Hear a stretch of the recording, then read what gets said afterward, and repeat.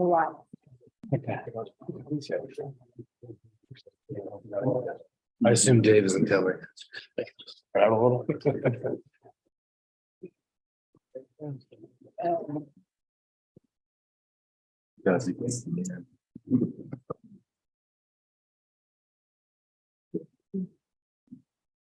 Takes them off? Wow.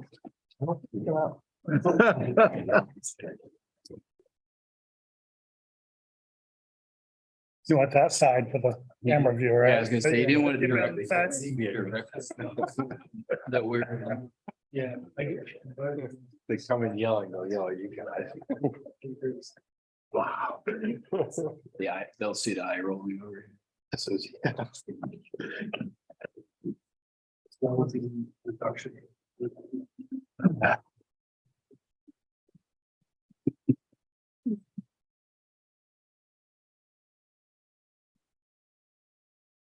How's your wife? What? They hacked part of her heel bone off. It was rubbing on her. We're live. All right, we're live, we're good? Thanks to go. All right. All right, I'm gonna bring the meeting to order. I'm Don Berube from 135 River Road. Mike Wayne, Select Board Rep. I'm Carrie Mackinnon. I'm the Community Development Director. Adam Sandall, 9 Edgewood Drive. Kim McDaniel, 117 Page Road. Michael Lawton, 3 Asa Drive.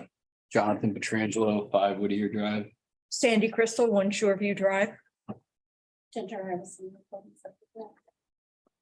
All right, first thing on our agenda in public hearings is public hearing to review proposed amendments to subdivision regulations. Revision to section 8.01.c. Associated applicable drawings, the appendix relative to road construction standards. Specific language can be found at the town hall during regular business hours on the town website. Right. I can give a brief overview and then I think I might call on Matt to give more background on it. You're there, Matt? Yep, ready when you are. All right. Do you want to give the background just as you were here for the? here for Yeah, that? I was. yep, sure. Yeah, so a little background. During a project last early summer, just as I was jumping in to help out, we had a application before the board where there were some questions about road width. Essentially what happened is it looked like the road width that we currently have on the books does not fit with what police and fire would, police and public works would require for a closed drainage. So essentially drainage with granite curbing, right? Here's the scenario. Imagine you've got closed drainage, both sides of the street.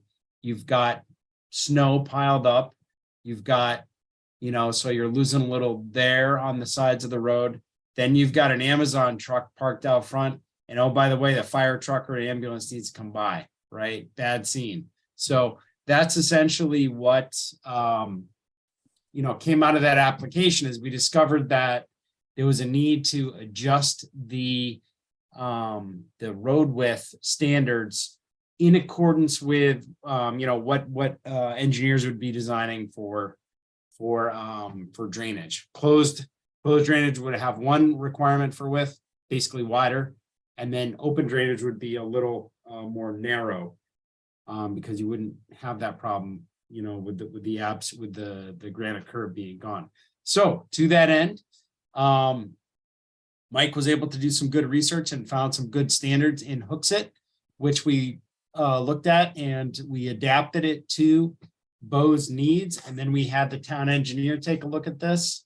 And then they also designed some typical drawings, which would be updated in the appendix of the document itself. So that's essentially what we have is really a replacement of what we've got on the books now for widths, and to replace it with a you know, a a standard that's more current and is gonna allow us to be able to do those wider road widths in areas where there is granite closed curbing. Okay. So in a nutshell, if we have a paved road without granite curb that they use for drainage, when they plow, they can plow to the edge of the asphalt. Mhm. When you have granite curb, the plow has a tougher time getting to that very close, and so you need a little more room. And same with, you know, an emergency vehicles, whatever, could Yeah, they drive Right. onto the grass if they had to, but with the Yeah. curb. A little more little difficult. more a little more difficult. difficult. Yeah. Does anybody on board get any questions? on that? A couple of things. One is, I think we had talked about in the table of geometric standards with the first few, the first sentence that's there that references the greater than lot frontage is greater than 200 feet. So I guess two things. One is, isn't the standard 200 feet? So it Well, would be at Not, or not if greater? it's an open space development. Oh, well, yes, that's the And other that's- thing is that would be less. And so I had brought that up before and we had talked about referencing kind of the location where that is versus putting in an actual number. But I'm just saying some are 200. I thought that the standard was 200 for generally, and then it's 100 minimum for cluster.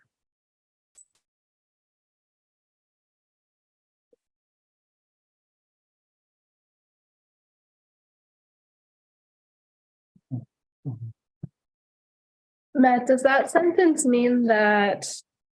So if you have a development where all the lots have greater than 200-foot frontage, that you could have the narrower open drainage road width? You mean the less than? So are we looking at the top of page 46? Correct. Okay, widths for roadways without curbing shall apply Oh. where lot frontages for all lots in the street or block with the development is greater than 200 feet. So I think essentially what that would lead to is just, generally longer roads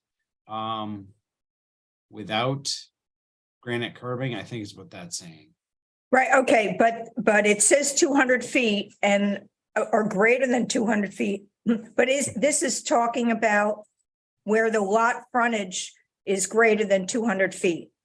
And I think it could be 200 feet in general, to start with for the regular lots. Well, And then the cluster can be 100 feet wide. yeah, I guess my question is, what if it's less than 200 feet? These rules don't apply, With some, right? Yeah, no, that's a good question, because widths for roadways without curbing shall apply.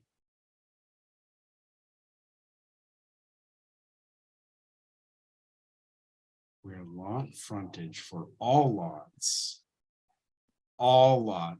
is greater than 200 feet. So as I read that now, Oh. I'm thinking that means is if you have more than 200 feet of road, period. Yeah, it Right, doesn't so. say anything about where frontage. where the lot Lot frontage. lots. All lot frontage for all lots. In the street or block. No, Yeah, the basic thing. within all. so basically it's more than one lot deep. Mhm, yes, yes, Even Cindy, I if think. they're that's- longer, these apply. I'm wondering whether we can, that it may be worth rewording that. Yeah, because it definitely leads to questions and confusion. Yes. Okay, You just say total, like total length. Right, the other thing is, using the word total. But yeah, Where total frontage for all lots in the street exceed 200 feet. Yeah, I think that would add some clarity. or total of the frontage, yeah. For all lots. So, because you're not gonna have a street that's under 200 feet. Right, right.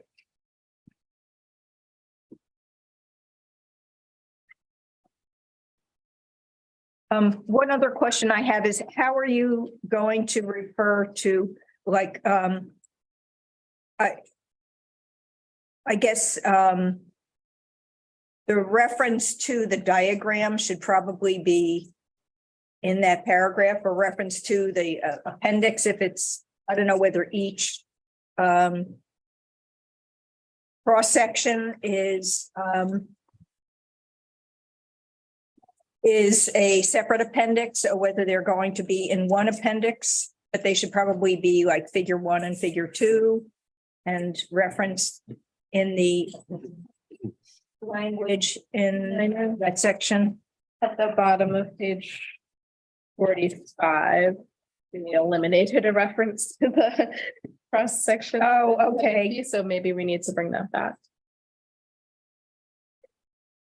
But okay, they should probably be individually labeled as appendix like B1 and B2.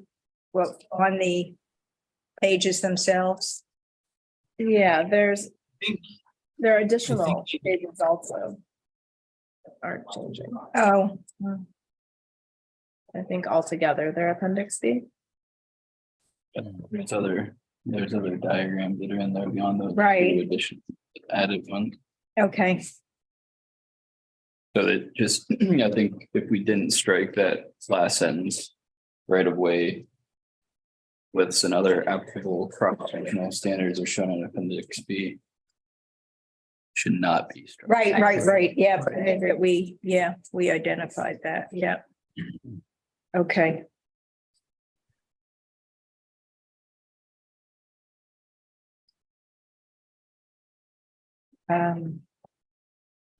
The other thing on the diagrams, let's see, on the open drainage one.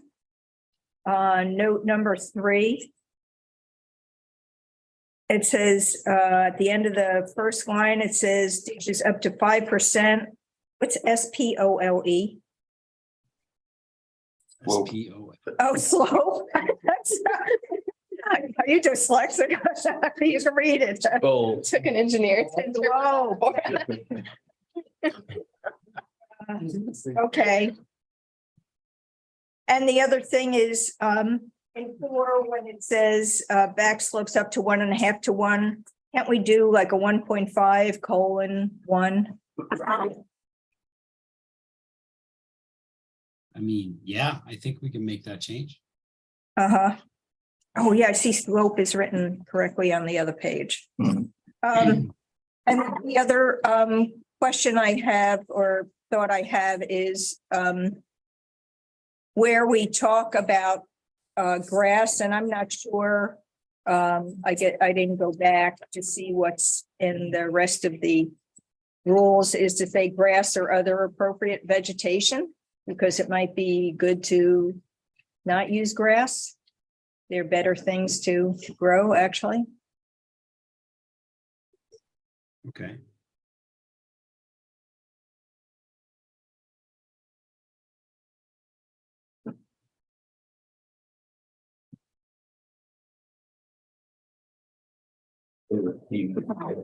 There's a T missing on street on number 5. I think some of the text just. A note that says Grant's missing an E. Will is missing an L. Oh, right.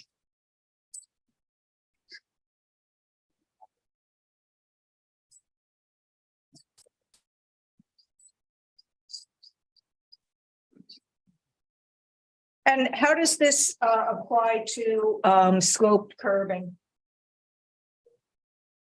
Say that again, Tinny? How do our standards apply to sloped curbing? Sloped. So Oh, if you like had the like the Cape Cape Cod Cod, berm?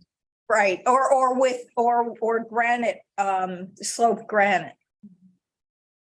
I mean, I think those are considered closed drainage systems.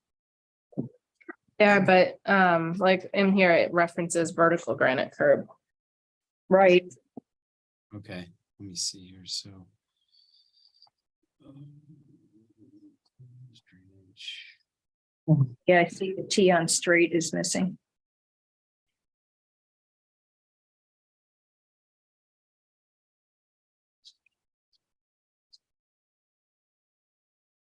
I mean, what about if they end up putting asphalt curb? Why are we specifying granite curbs? If there are other areas that, right? I mean, Well, I know that. Well, I think for the water to flow. People like to use the granite curb, more directing it, and then I know Tim Sweeney has not liked the yeah, asphalt curb. asphalt No, stick it curb out. because it gets destroyed and Yep. it doesn't have an edge to plow. and So, stuff. so this is saying if you're gonna do curb, it has to be granite. Right, is that? I mean, 'cause Yeah, we're- I mean, we're concerned about the drainage part of it. Yeah, And I just wanna, well, if we use some other stone, it doesn't apply. Let me see, granite, does it? Hold on, let me do a word search for Cape Cod berms.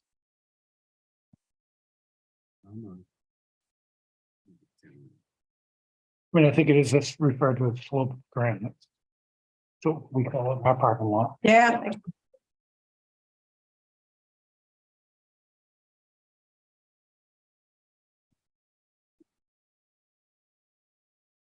Bituminous width.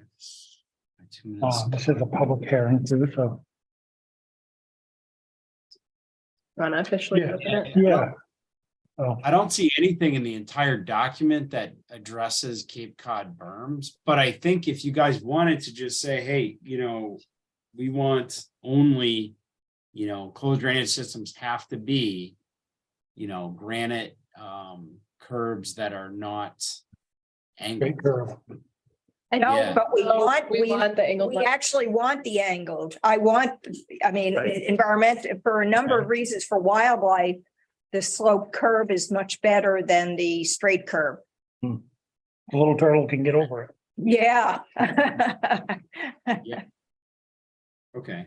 What about the Cape Cod berms with bituminous pavement? Yeah, that's. I don't think we want that to be able to be used. Favorable, yeah, we discourage. I mean, those. I wouldn't want that on a town road because Right, it doesn't. Yeah, the blades just get stuck right in it. right. Yeah. Hot summer day, tires flatten it. Yep. Okay. So this is a public hearing on this. If anybody came to talk about our road list, now's your time. Not seeing any, I'm gonna close the public hearing. All right. We got a few little changes. More Mhm. typos. Yeah, I found a few others too. So can we return to that sentence at the top of page 47 Mhm. and how we want to rework that? Sure. I'm still confused about what it's actually trying to say. Thing is where the street is longer than 200 feet. I don't know, I read it at all. This road list. Okay. Shall apply where lot frontage for all lots in the development is graded. As I read it, that they can use the open drainage numbers versus the closed drainage numbers as long as every lot in the development has more than 200 feet frontage. Well, that's what I have. Why would it be written that way? I have no idea. But that's what it sounds like when I. Right, that's, You're right. that was initially what I thought, and that's why I had mentioned the cluster subdivisions can have 100-foot frontage on lots. So then I was saying, well, with this I was just thinking if the houses are more spread out, then you could have a narrower street. Is that what it's saying? I think this is if you have a really short street, you know, unless you have several lots, this doesn't, Because that's. but then what would That apply? doesn't make any sense. Right, either. right, yeah. Maybe should we just get rid of it? Is there any reason we wouldn't want these standards applying to any road? Not, and I can think of, but Yeah, saying that it applies to these where it should apply to all. Right. Might as well strike it. Right, and then Was that added language? 'Cause I mean, we're looking at, Yeah, so this was borrowed language from Hooksett, if I understand correctly. so that sentence was a borrowed sentence. Yeah, maybe we need to so I find mean, books it with him. yeah, so one thing I think we may want to do is I think we could pose some of these questions to the town's engineer. Just for clarity, like a lot of these specific questions about, you know. Essentially the what ifs, right? Like the Cape Cod berm versus the granite, you know, those kinds of things. And then they could kind of give us some clarity about how we can revise this to make sure we're addressing those issues. Mhm, Yeah, I think that would be good to get, mhm. you know, we borrowed some language, but yeah, why don't we, Maybe there were issues with that language. yeah. Have our engineer look at it. And one of the other points is, you know, so we are talking about slope curve, and I don't know if there is some other issues with that the engineer may have. I mean, where this does talk all about straight. Yeah. Yeah, so could we just spin through those list of questions really quick? So we want to ask about, you know, the impact of this on Cape Cod berms in the most traditional sense, right? The bituminous pavement. We want to ask about. No, oh, well, I think it's the angled sloped granite. Slope granite. The versus slope granite. Right, I think that's what we want, but we want to Right. know, somebody comes forward with a granite curb made out of pavement. I think we would. Well, know. I think we've said no. Yeah, I don't think mean, you can this do that is- anyway. But this that's what I'm is- saying is does this language convey that now, or do we need to tweak it? Well, first of all, it doesn't give you the idea of where slope drainage would fit in. Oh, sloped, I mean, I guess slope curving, you know. There's no. Because the diagram talks about straight curves, so I think we need to put some other notation about it, straight or Mhm. sloped. Okay, I mean, will slope curb do the same job as a straight curb, you know, in drainage? Is it gonna? It seems like it would, I Yeah. don't know. That's. I guess if you Yes. get some other, yeah. You know. if it's I got think some- generally it if does it- because it still, you know, channels the drainage in a certain Yeah. direction. I mean, if it's got any speed to it, it could make it up over it.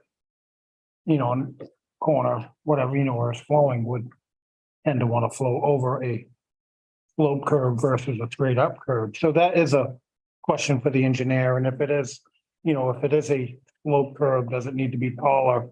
You know, we have a specific height. Yeah, So I think it is something to bring back to the engineer. that's gonna be my other question was, do we make any reference? Cause I don't see it on Yeah, the height of the, if part of this is wanting, you know, the slope to be better for closed drainage, you know, There's probably some different regulations. Diagram says 7-inch reveal review. So without specific approval of the planning board, no other type would be permitted. Yeah. I'm sorry, No other type will be permitted without specific approval of the planning board. 7-inch reveal on So all. this- I'm sorry, where is that? On it's the on the- it's on diagram? the diagram, then the note at the top here. Oh, okay. But they spelled granite will and permitted wrong. Right, right. I mean, that diagram is gonna be different. The diagram is gonna be different for us, piece of granite, because Right, you're right. gonna have widths that are gonna be, they're gonna be cut down. And if we really don't want that straight up curbing because it's, not good environmentally, why would we want to have this in here? Right, right. Because right now we're saying that's the only way you can do it. Right.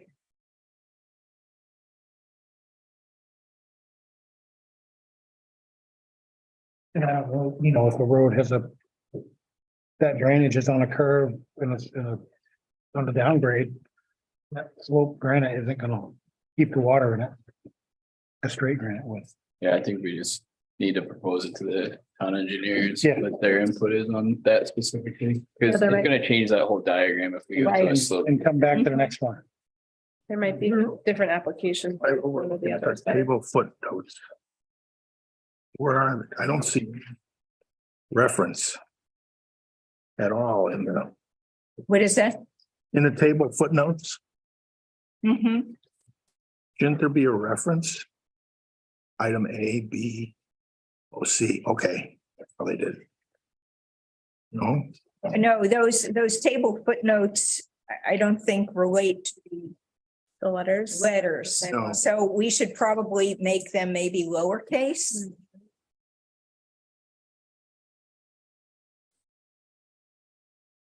so C requires a closed drainage system.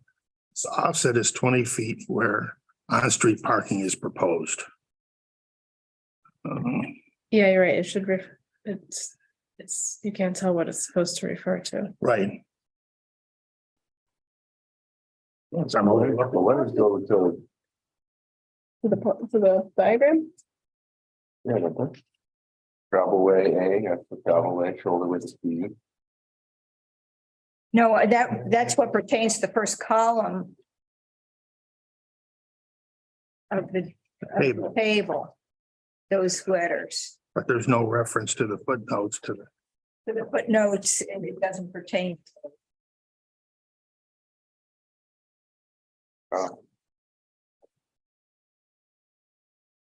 Unless I'm missing it. Right, no, I think you're, Are there footnotes in the table? Yeah, on page 47. I mean, are they? They don't relate to anything that's in the table. right, there's actually, the table doesn't have any footnotes in it to relate Right, to. right, what's here. right. I wonder if it did and it didn't. Right, if they got transfer or lost, something. yeah, with the, So I think we should. Yeah, go to the next Continue. meeting, continue to the next meeting. Yep, the other we'll thing kick it is, over to the engineer. Yeah, get it before the engineer, go, let's. Get it, so it's something we can actually put in our regs. Mhm. the other thing is there some reason why the table, we're not using numbers? Like 12 feet, writing 12, I don't, I think it's fine to write the units out because they are different, but I think it'd be better if we use numbers. Well, except that there's numbers in parentheses there for some, that must be referencing something. 6 feet, and there's a parenthesis 1, fresh gravel, parenthesis 2. Maybe those are the. Those might be. So there's already references there. Yeah, I don't know. Section, it probably looks good with hooks, its rest of the. Yeah, I want to go back and maybe see it in the original version and maybe. Get it And then there's another formatted reference, to our reg. another reference to 2. brush gravel, right, but Or- in the, under arterial collector and local for the units. Yeah, that's what I'm saying is we were gonna put 6. Well, and then we need one. to, You well. need to we adjust can the- Also fix the. Yeah, feet, but and usually they're Yeah. superscript also rather than Yeah.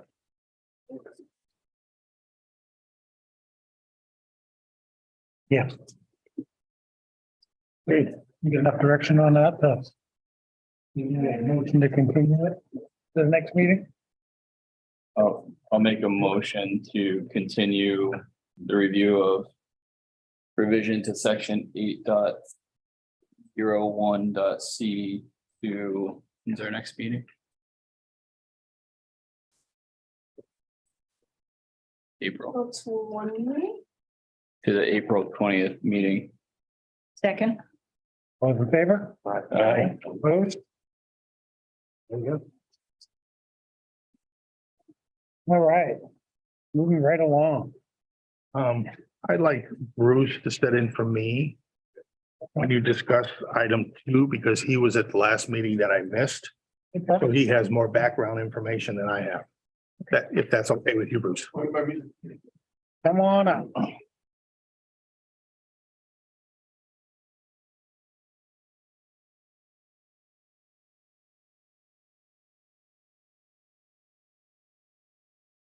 All right, welcome, Bruce. Application 401-23, Justin Stevens, continued from 2/16/23, wetlands protection conditional use permit for 2,871 square feet of wetland impact and 3,037 square feet of buffer impact for construction of a residential driveway to provide access to map 2, block 4, lot 8, located off Bellevue Drive. Map 2, block 4, lot 8. We just came from a site walk. You want to put it someplace so that the audience. You tell me, is it better for Is, folks to? you want to put it, but where? Yeah, the mic sure. is? Right in front of the Sorry, sandwiches. They just don't want to see it, sorry.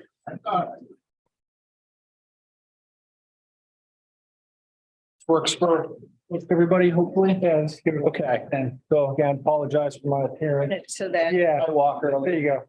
Turn it around. Jonathan's got them straightened out over there. Leno? Yeah. So, No, don't want to steal your thunder. well, Sorry. I wanted to introduce myself. My name is Eli Lano. I'm an attorney with Bernstein Shur in Manchester, but most importantly, I'm a resident. I live in 19 Merrill Crossing, hence why I wanted to introduce myself. So There you nice to go. be here. So again, Spencer T with Meridian Land Services here on behalf of Justin Stevens, and I wanted to get his pronunciation right, Mr. Lano. I guess the first thing I'd like to bring up is obviously, most of us just came from sidewalk here, but the legality issue, I think I'd like to square that away. That came up at the prior hearing regarding the right-of-way access. My understanding is that there was a letter prepared by town council. We do have an email, so Okay. if the board would like to go into a non-public session to review it, you're welcome to. Yeah. Yeah, we probably should. Gonna make a motion to go into non-public session, Second. All those in favor? Give the reason. Roll. related to legal on application 401-23. All right, all those in favor? I think we have a roll. Roll call. Oh. Bruce, Aye. Adam? Aye. Kip? Wait, here. Am I voting? Actually, Kip's not voting. Almost.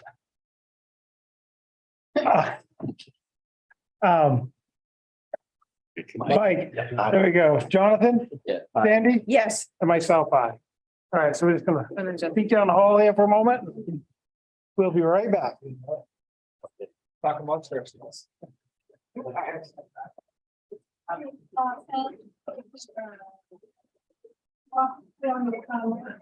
It's legal.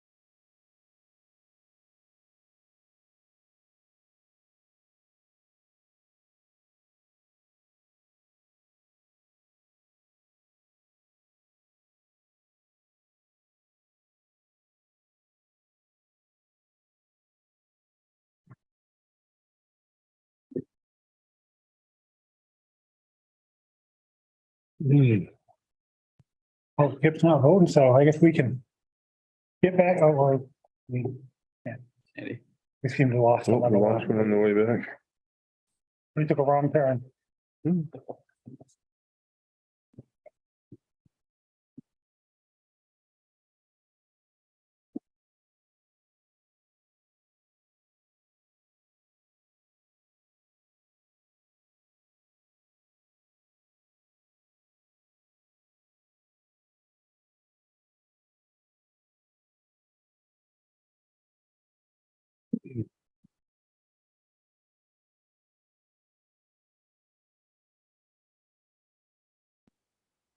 All right, we're back. We'll bring the meeting back to order and what, you Do we finished? need to do a roll call? Do we need we need anything to be back in? No, we. Voted and all. Yeah, yeah, so Okay, we're back. okay. You're up. So I guess we'll leave it kind of ambiguous or Yeah, or are there any findings that can be discussed with the applicant? It'll come up in the, yeah, or decision. Okay, yeah. all right, sounds good. So again, Spencer Tate with Meridian Land Services, certified wetland scientist, certified soil scientist. I'm here on behalf of Justin Stevens, property owner of lot 2-4-8, which is the lot being accessed. And again, Attorney Lado.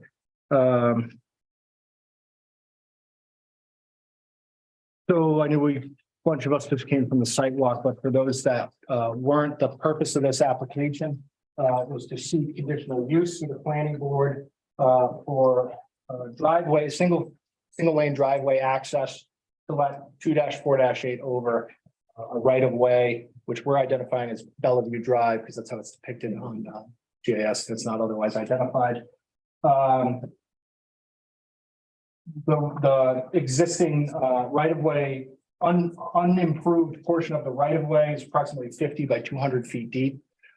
There's several patches of blustering forested hemlock, red maple, isolated swamp that's kind of pit and mound topography that is jurisdictional wetland and has a 30-foot buffer assigned to it, municipal 30-foot buffer assigned to it. DES wetlands permit is being sought for the impact to the wetland itself, but the 30-foot buffer is what's within the purview of the planning board at this time. This project went before the Conservation Commission twice, including a site walk in December. And they've since, I don't want to say endorsed the project, but provided comment and we're appreciative of the design. Unless you had any other opinions, Sandy. This application, the very same application and plan was presented in front of the planning board at the February 16th planning board hearing. It was continued until the site walk at 6 o'clock tonight. I can go over some things in a little bit more detail for the folks that weren't there, but I think for the folks that were, the CUP narrative that's included, I'm kind of reluctant to read all of this, but we do meet the criteria identified in Article 10.01 Wetland Conservation District, Section F. And we provided a justification statement in that, along with some supporting documents, including the functional assessment, which identifies the wetland areas having the highest value as groundwater recharge. Because that's the highest value and the intent of the buffer ordinance, the municipal buffer ordinance, is to preserve the functions and values named most the functions and values that the wetlands have the most of, their most valuable resource function. That predicated a lot of this design. I know at the prior hearing, a lot of the issues that were raised were regarding drainage, largely as it related to offsite existing conditions. This proposed design, we've since provided a drainage analysis by a PE at our office and some additional legal documents that I think were have been addressed. The drainage analysis basically results in, so we actually had to drag everything out to a 50-year storm event because with the watershed size, we couldn't get digits large enough, measurable digits at the 10 and 25-year storm, which are full AOT and municipal sizing for this size project, which they had to drag it out to a 50-year storm. At the 50-year storm, assuming nothing leaves the site, the water would stage up between a 1/16 of an inch and 3/32 of an inch. So very negligible volume of water that would increase as a result of the displacement associated with the proposed driveway. It was raised at the site walk what the proposed impacts would be to off-site drainage, say off-site, but into the existing right-of-way. It's all one right-of-way, into the existing Bellevue Drive corridor. Because we're essentially stopping one of the excavations, where we're plugging that up, we're going to raise that up by about 8 inches. It was asked about the resulting increase in runoff from the loss of evapotranspiration from the trees that are being removed. What I can tell you is because we're filling a small area of that drainage way, 8 inches, again, it's a 50-year storm event, it'll come up about a 1/16 of an inch. So it's going to be effectively dammed off, to use that term. Water's going to stage up about a 1/16 of an inch, and it'll be a reduction in offsite runoff around 35 CFS at the 50-year storm, because that's what would currently come off. So there should be no anticipated impacts to adjacent lots. No impacts to the runoff. The runoff going into the existing conveyance swale. It's going to continue to function as it currently does or better. As we saw, there's some existing questionable infrastructure conditions out there as it relates to the cross culverts for other driveways. As part of this project, Justin's going to clean up or improve the drainage way that's along this lot's, let's call this right of way's frontage. So from one driveway to the next, what we really want to try to avoid having to improve or install additional culverts down gradient or even up gradient from this site. Again, we don't have any anticipated impacts with this design. There's 3 culverts proposed. The 15-inch is a requirement by the town. And that's again a conveyance culvert in the existing swale.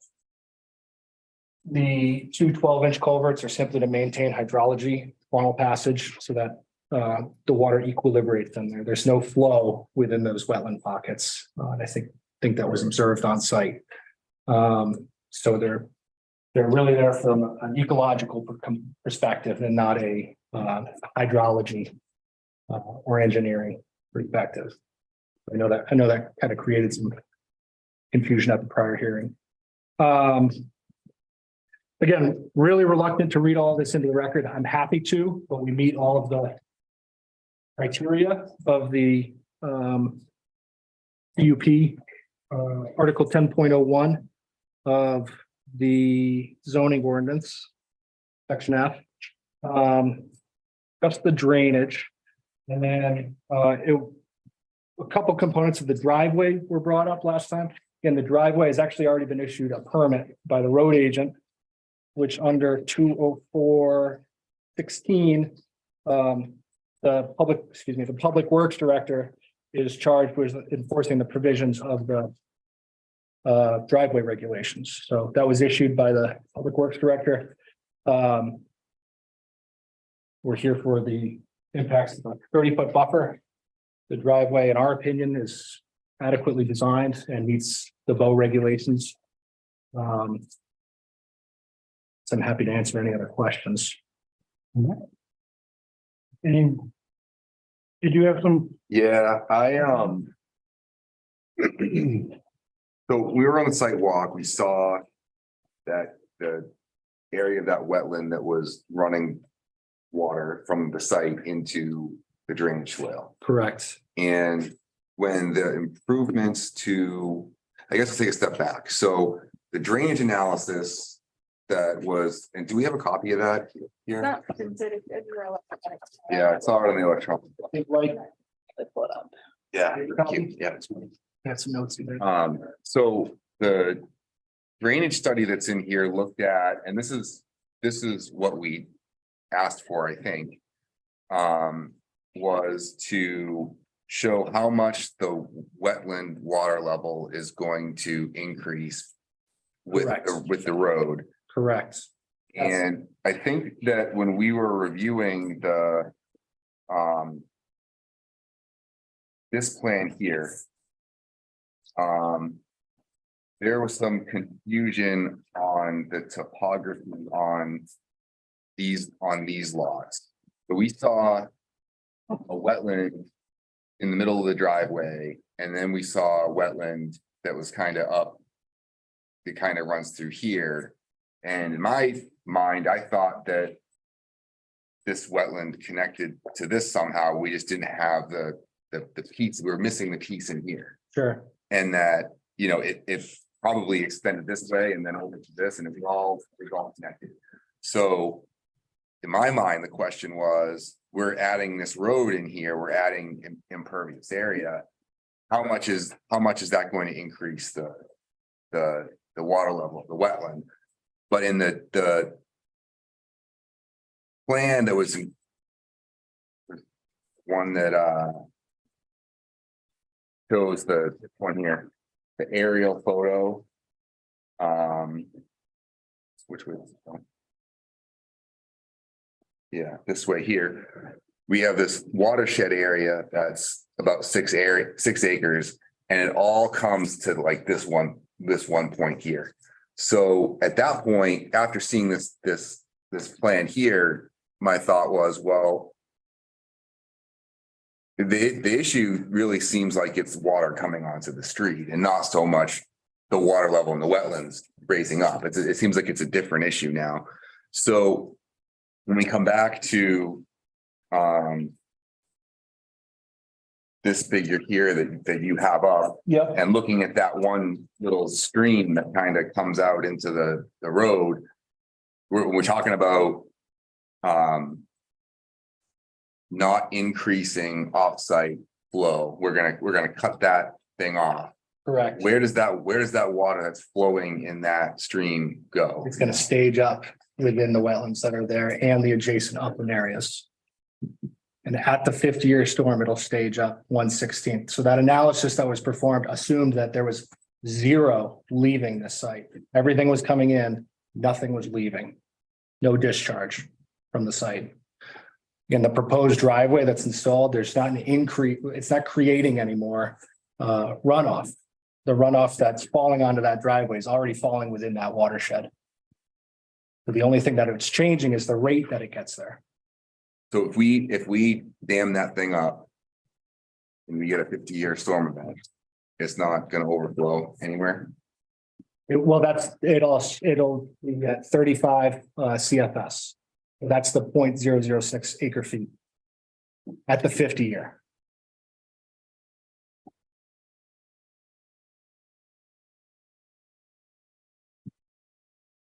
But if you build that thing up and dammed it off today or right now, no, it would stage up within that wetland area. There was, at least to my site, and the topo indicates that there's plenty of storage capacity within those wetlands and within the surrounding adjacent uplands to provide storage. So what this analysis says is that if you dam that thing up, Correct. it's going to come up 0.0045 feet. At on the first page of that, I believe it's the last paragraph. 0.000055 feet. Yeah. Which is 0.07 inches. If I can add one comment to that, I certainly don't deign to question any of the hydrology or have nothing to add on that front, but we do have Mr. Sweeney's comments from the Public Works Department, which you all have as well. And as part of being granted our variance for access with less than 200 feet of frontage for the 50 feet of frontage on Tuesday, the zoning board made it a condition of approval that a bond needs to be put in place. Obviously, bonding and surety and security is the jurisdiction of the planning board, but as part of Mr. Sweeney's concerns, and again, certainly believe the hydrology, but the concern that if any of this water ends up on the road, something would need to be done to mitigate that. So we stand behind the numbers here, but also have already agreed to put a bond in place. So that's something that I think might be able to provide a little more certainty for this board and the town at large. Can I comment on that a little quickly too? Mr. Sweeney made his comments, I believe they ended up on the variance box slip. I think maybe they should have been on this one, at least in addition, but for him, he just looks at the project and writes his comments. He doesn't think about which board it's going to. He's just concerned about his road. And so his concerns with that he needs to ensure that there's no puddling that ends up in the town's right of way. And to protect that, he suggested that the applicant have a bond, and he suggested the amount of $20,000 for the period of a year or two after construction, to make sure that everything functions as it's intended and that no water's coming into the road that could cause failure. And I'm going to, if I may, I'm going to push back on that respectfully, because there's existing puddling that occurs within that right of way. And so while Justin's amenable to some level of assurity to the town, the pre-existing conditions cannot be lorded over the post-construction conditions of the site. Meaning if there's puddling now, yes, we're intending to improve it, but Bellevue Drive right of way is substantial, and saying no puddling within that. I guess I would expect some level of, this is the expectation of what post-construction looks like for the town, because there's pre-existing drainage issues there that the applicant, in my opinion, shouldn't be responsible.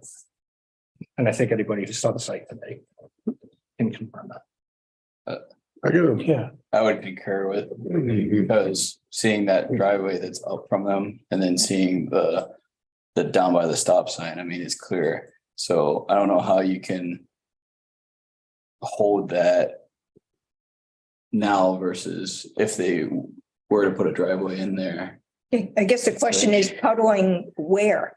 Yeah, Yeah. because yeah, parts of Bellevue Drive have issues in terms of drainage that we could see Existing now. existing, and even the upgradient property, which has a what do you call basement drain or something coming in at a very large rate, and there's no cross culvert there because it's slightly higher, but that doesn't drain very well currently. So I think there So Justin's amenable to improving, from one driveway edge to the next, but because of the existing age and condition of the current infrastructure that's there, I guess I'm just asking for some reasonability in terms of negotiating this. We're not, Yeah, I mean, I guess if this is in the waters flowing out of that 50-foot right away, you've increased flow coming out.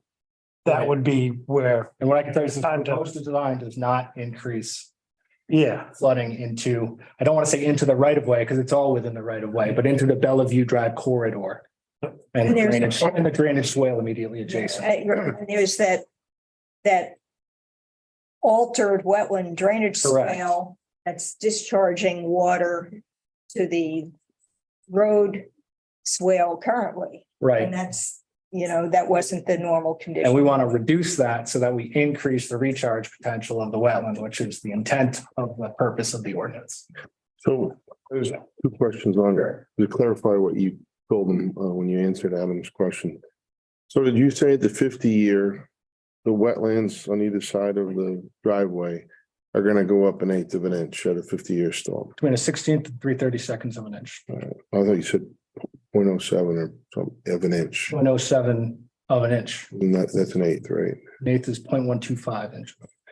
And so with that, you're saying that it is gonna increase a little bit onto the two side properties in height at a 50-year storm. Within the existing, yeah, And then he asked you about the rate about the increase in flow off, and you said it wasn't gonna increase the amount off, but it was gonna change the rate. correct. What rate's gonna change? The When the rate driveway goes down? depends on where the point of measurement is, but water is going to run off the road faster than it would run through the same distance of forested land. So with respect to the driveway where your profile shows it pitching to Bellevue, is the water gonna come on to Bellevue off that last 50 feet of driveway faster in the after than it does now? The road is crowned and then Bellevue is crowned. Right, so So it, when it's snowbank, in that section area, yeah, I suppose it would, but so the it's gonna, volume of water will be decreased but off the site. the rate of it runoff is gonna come off quicker on the Bellevue from the road. And in the winter, when you have frozen snowbanks on either side and we have the rain, where's that water going off the road? It's crowned. The road is crowned, so it's running from the center line into the conveyance swale. I'm talking about the driveway. Yep. When the winter, that water comes down, you gotta, what's your The percent, driveway is also crowned. 5.7% slope. The crown's 2%, right? The water is gonna come out of the driveway into Bellevue, right? Where the last 5.7, 2.5 feet of the road, yes. We need to be from And then- 12 feet. And in the winter, when it's snowbanks on either side, where's the water gonna go when it rains? No bank should be pushed further back. Okay. That's all I have for the question.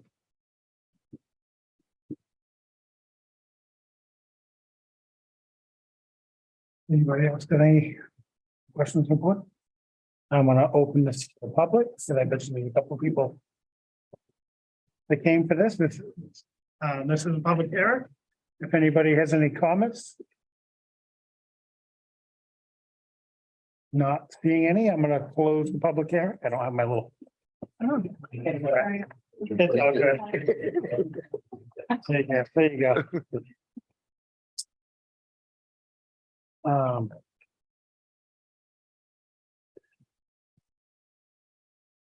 So as far as the bond concern, which they said they're willing to do, is that something that we need to require already?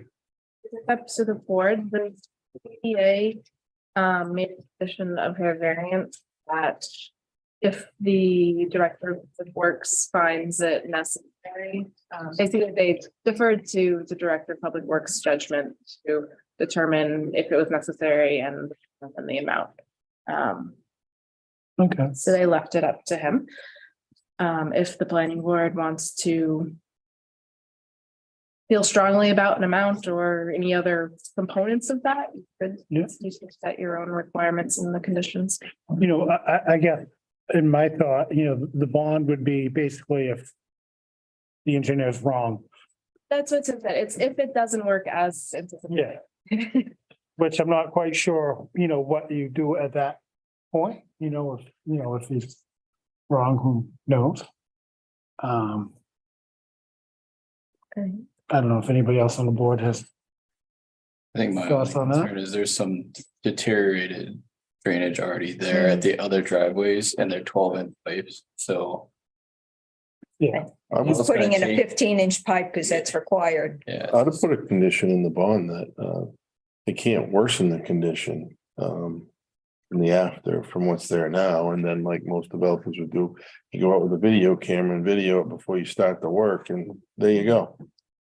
It's like a bond on a road when someone's gonna haul over it, video the road, bond's in place. If it didn't get any worse than it was before, then Yep. bond goes away. which, Language like that, and then they're, Not a I development. mean, you gotta go. I hope your engineer's gonna go, or you're gonna video the road before you start, if there's a bond in place. That's what I've never done this. Yeah, I guess that's all I'm, is video evidence good enough for the board? And I would try to put limits on it in terms of geography too. You know, culvert, driveway to driveway seems reasonable, the one that we're in between. Downstream culverts that are 90% silted in. So I think there's. Those need to be cleaned out now. You know, really, I mean, for what, you know, when we looked at that, you know, it definitely them culverts should be cleared out and a lot of that water will be gone and the state's got some issues once you get to Clinton Street. I agree. Yeah, there's the pre-existing conditions that. Yeah, they're not Use that, I, pretty. whatever. Seem like a lot of that could be straightened out pretty easily. Oh, yeah. I'd agree. It's just a matter of if it's on Justin's dime or not, you know, Yeah. and. Right, I guess we don't want to indemnify the whole road, but we certainly do stand behind our project engineer on this. So I would- Work. Yeah, limited to the, between the driveways, that area that you're. Do you know the street numbers offhand? No. Just do 200 feet either side of the center of his driveway. What's that? 200 feet either side of the center of his driveway. Or driveway? Yeah, that's a lot of. Oh, they're not Three there. that are down slope. It's At least one of them is 24. Well, of you. Were you looking about for the 100. abutter letter as 22 well? and The 24. lot numbers. about 100 feet between. Yeah, with lot numbers. There you go. Yeah. Yeah. Driveway service lot 2-4-9 E9 and 2-4-9 E8. Right. That seems reasonable. I mean, I don't think they should be responsible for the culvert that's almost full. No, but it's gonna be in his video. Yeah, Well, it's not just the culvert that's almost full. I'm thinking about the opposite side. The 'Cause upgrade in? you put a 15-inch culvert in there, there's gonna be water and it's gonna stand right on that driveway. You're not changing that because there's no culvert there. There's water coming out right next to the driveway. That's where This driveway, right here, yes. Yeah. we're actually, as part of our drainage plan, we're actually gonna clean that swale out from the edge of the All the way. driveway all the way down. to maintain positive drainage through here. That may resolve that. Yeah, we're hopeful it should. yeah, okay, that's what I thought, yeah. So, but we're almost accepting some liability by fixing a problem. And that doesn't seem just to me, but you know, Justin's willing to do it. I think that was the part that had some issues with water back pitching towards the other side of the driveway. We're gonna clean that up. We have this culvert spec'd with those inverts, that length of swale in mind. So we could certainly do that, but. Yeah, So basically, if this all works to, as you've planned,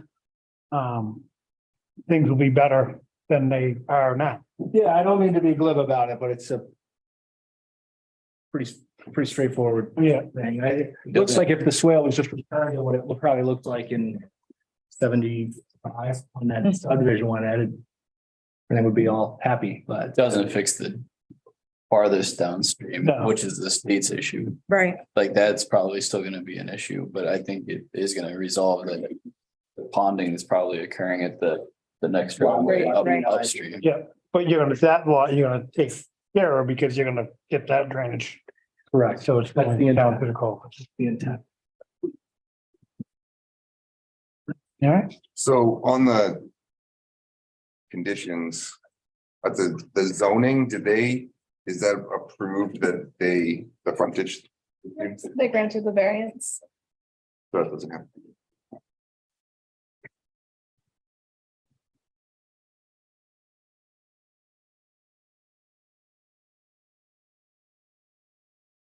I'm good. Anybody, any other concern?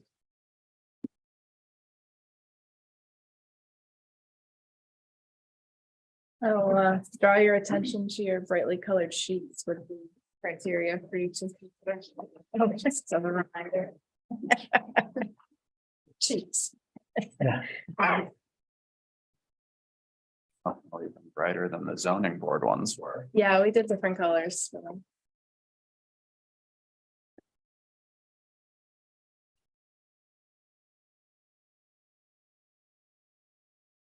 Well, I guess the first thing is we can, I can make a motion to say that application 401-23 does not have a regional impact. Second that. All those in favor? All right. Aye. Opposed? All right.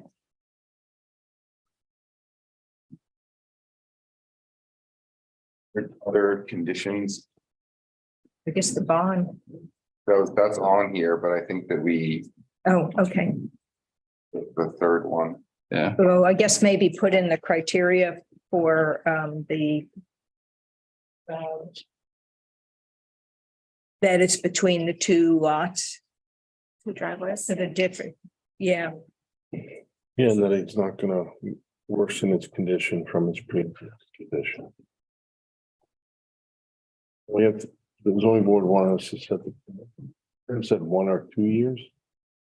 Is that what So you the said? zoning board didn't want to, or didn't felt that they feel like they could put any requirements on the planning board, so they just left it up to the public works director. What did you say Tim said? Did he say, I thought I heard you say 1 or 2. I think he did say 1 or 2, but I would say before 1 they went, for driveway, and that would be 1 year past the completion of past the construction. completion of the driveway.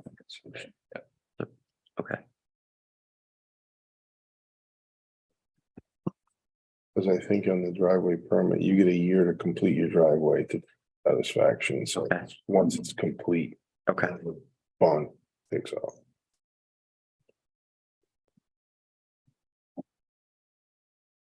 And then I guess one other question would be, at what point do we want the bond secured? You know what I mean? At what, You usually have it in place when you Milestone. start construction. Work on it tomorrow.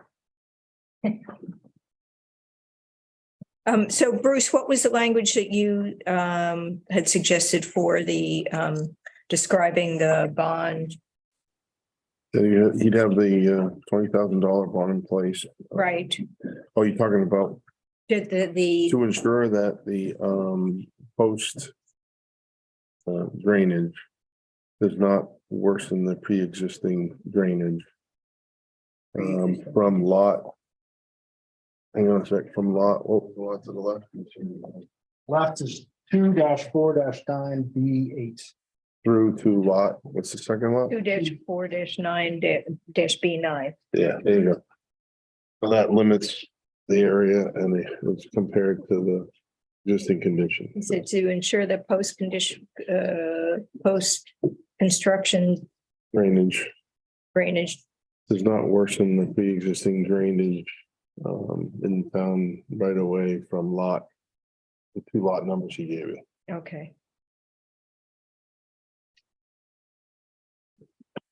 For 1 year. Of Post-construction. driveway. Not leave your house, just the driveway. Yeah. one other note was that, I think on the plan, there was a note that listed the Daltons as the owner still. Yeah, when we prepared the application, the materials, the property hadn't transacted yet, but I think. So when we get that corrected for the, I guess the other thing is that I realized that there's no buffer shown on the other wetlands. The ones, just the rest of the lot, and I know that you came in for a CUP on the front, but you did, I guess for the septic design. Septic design's not complete yet because I can't get a mini back here, but. So you'd like to, on an overall plan, you want a buffer analysis on the. Well, not analysis, just to put the buffers at. Yes, on that plan. So the wetland buffers need to be shown on that. I think that we should have a copy of that. So in order to do that accurately, I need to flag these and then locate them with via surveyor and then assess. I think there's probably going to be different buffers on here because there's this portion's a rural pool. So there's actually probably going to be a layered. That's nested 75. buffer, Well, it's not nested, but it's 75. 75 from the wetland associated with it. And then there would be a different one. So there's, to show legal buffer limit, I would need, would need to be some. Work on if it's necessary to do and you'd like it. Well, I guess maybe Or you can It's not- sign that we approve the driveway and then they're within a buffer of the residents with respect to the. well, yeah, I mean, Would a condition that says no further buffer impacts? well, or just note that. You know, buffers on other wetlands are not depicted and need to be identified before. Further work is done. Oh, Before he locates his house, he has to show the buffer to make sure he's not in the buffer, right? That's what you're saying. I mean, anyone would have to do that to get a building permit. Right. Well, the driveway also actually comes close to the one, or I don't mean close. You know, Yeah. possibly within 50 feet of the wetland. Well, the portion that's outside the right of way, Sandy, there's a Correct. turnaround on it. Yeah, so Yeah, can you just show the buffer in the vicinity of the turnaround, the hammerhead? Sure, it's actually depicted on there. Oh, you have the buffer there already? beyond the right of way. On the right of way into the lot, yes. That's also included in the square footage. Okay, but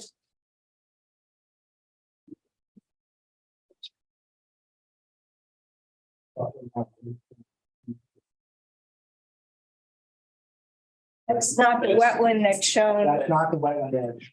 That's this wetland here. Yeah, that's this wetland. What about the wetland that's over here? That's what she's referring to. Right, so So we're showing it goes, yeah, I mean, it's 20 acre piece. There's other wetlands on the lot. this is what she's talking about. Yeah.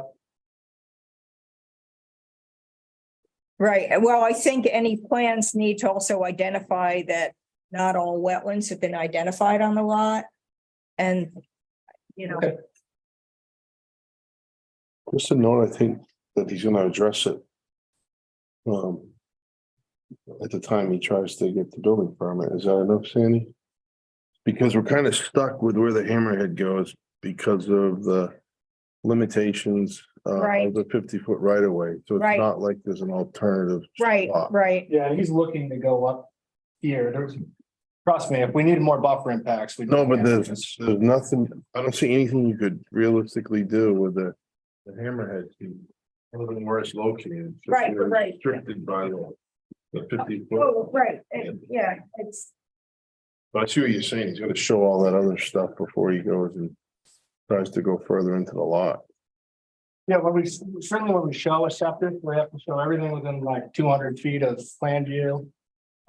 This, with the rule that the septic, I mean, this is a 200 scale plan. So you know, it's half a foot away or half an inch away, but that's 100 feet. You know, these wetlands are 300-400 feet from the Right. proposed buildable area. So, yeah, I mean, however we can note it, there's just quite a bit of. It's quite frankly, there's quite a bit of work associated with putting that line on a paper and having it be definitive. If you want to show it as approximate, yeah, Or- yeah, I mean, if you want to label as approximate, but just put on buffers, because they just don't have buffers on them, and I know you did it as a septic plan, but the fact is that it should have our buffers. On this plan right here. Right? You showed- Yep, Those wetlands, you didn't go out and flag them and locate them. they are flagged, but they haven't been located. No, but this, where did you get that? Did you that? So they've been flagged, they've been GIS trimbled. Oh, so, okay. 25 feet, depends on the resolution of each shot. Right. To go put a legal buffer line on a plan. Yeah. Defensively, it needs to be survey located. And then off that. Just show it like she's saying as an approximate, yeah, Yeah. just be say, confirmed later or something. That's fine. yeah, and I would just put. You know, hard to know with that other wetland, but if you have a vernal pool up there, I would put a 75-foot buffer on it. And then 50 on the rest of it's just poorly drained. And just say it's approximate. I think that's good. There's other. Not to overexpose this one. Yeah, there's other, And just, you know, this is one step brook down here. right. And just say not all wetlands depicted. And that's a no, and just leave it at Okay. that. All right, so we'll come up with some. Yeah, language and graphics. Yeah.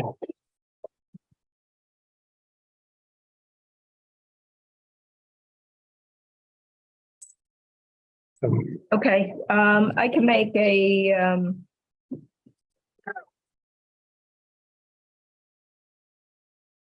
okay, so I'll outline the potential conditions of approval first.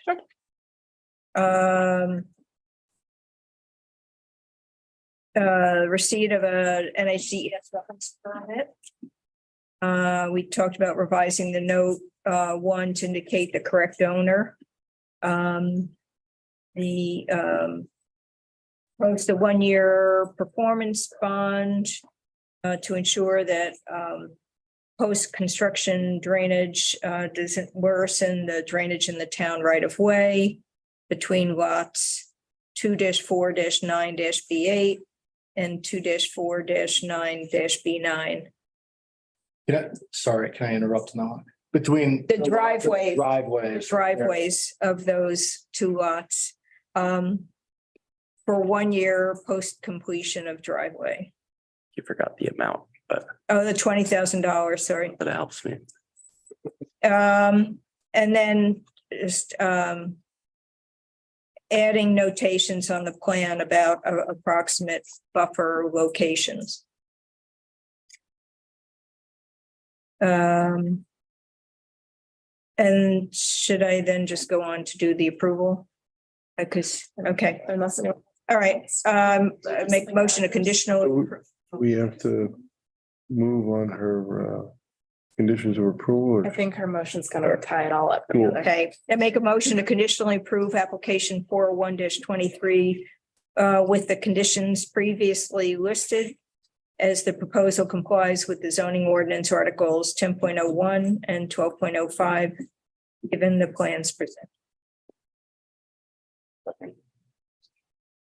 A second from Adam. All those in favor? Aye. Oh, We have to oh, say that we met all these before we approve it. Kind of implied, but it is always helpful if it's more explicit. I just don't want to have any more headaches. Mhm. Maybe if you want to just a friendly amendment to your existing motion, then included in that is the board is voting that they have met the requirements of the 1205. well, that's, yeah, I did say that. Did you got the other one too? Yeah, 10.01 and 12.05. All right, I missed you. I don't want to have another headache. Okay, so we still have a second? Adam seconded. All those in favor? Aye. Aye. Opposed? Ayes have it. Thanks for your time. Thank you. All right, thanks, Bruce. All right. Just continue. No, go ahead. That is the question. All right, moving on to application 403-23 Eversource Energy Wetland Protection Conditional Use Permit for 617 square feet of wetland impact and And then pass down. 1,226 square feet of buffer impact. To replace one structure along the D121 transmission line corridor located at Eversource Energy right away, map 44, block 2, lot 134. This is not the one behind my house, right? This is This is Dicander Drive. okay. I can stay on. Thank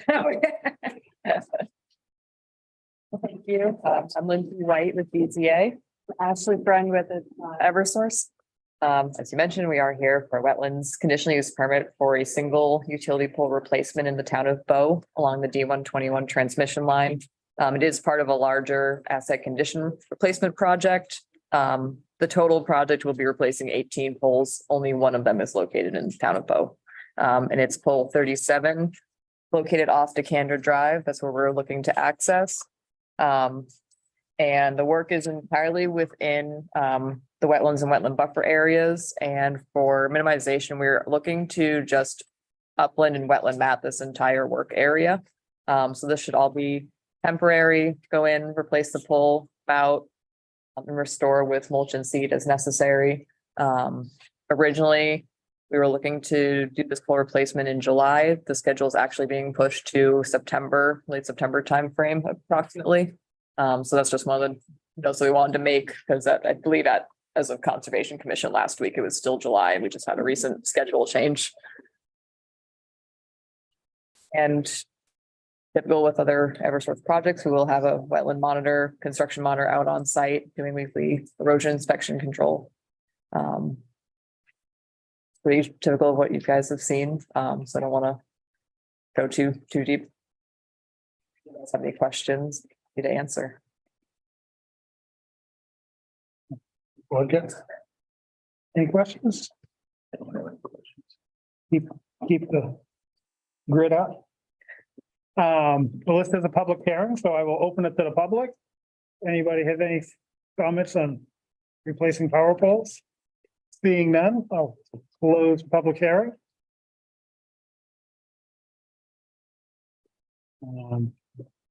Yeah, this one looks really simple and close to a road and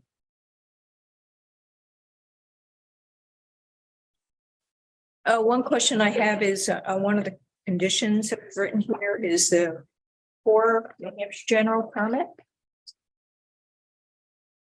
I would ask them. That is listed, I believe, in their application.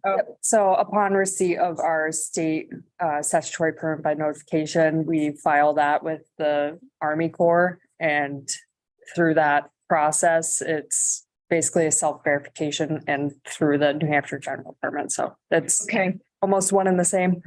okay.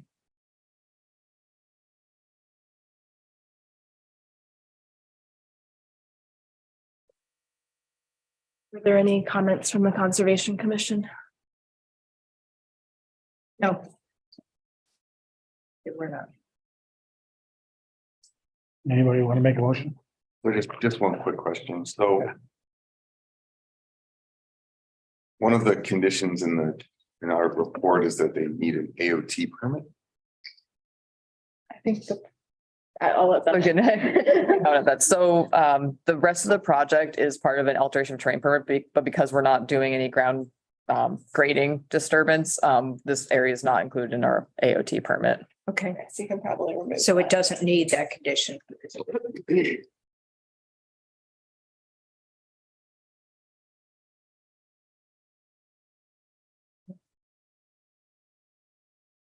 I can make a motion to,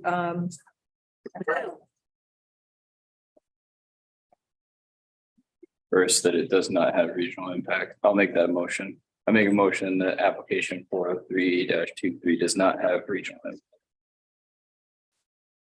a second. All those in favor? Aye. Opposed? There we go. It's not a regional impact. Sandy, Standard.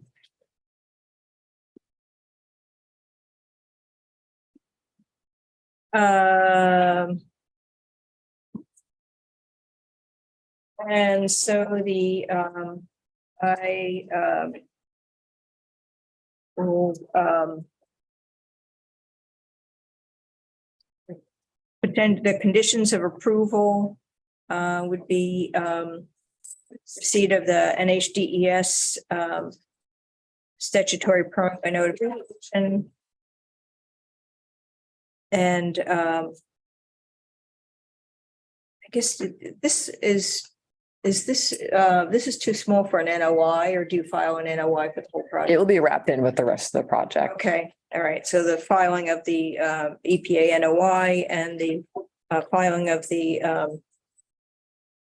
SPN with the Corps of Engineers. What's the shoreline permit? Well, shoreland, this isn't shoreland here. Some of the other ones have had shoreland, but this one doesn't have shoreland.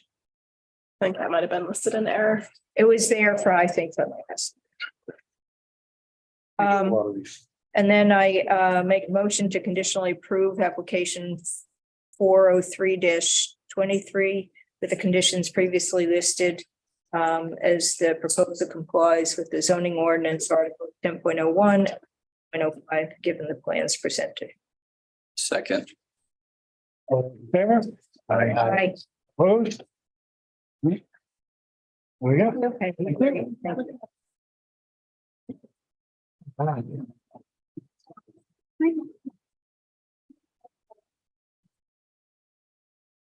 it's for a CUP,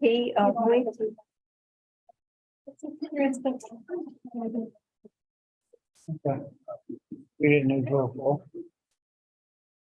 do we accept jurisdiction for CUPs? What? No, that's all right. Maybe Karen can answer the question.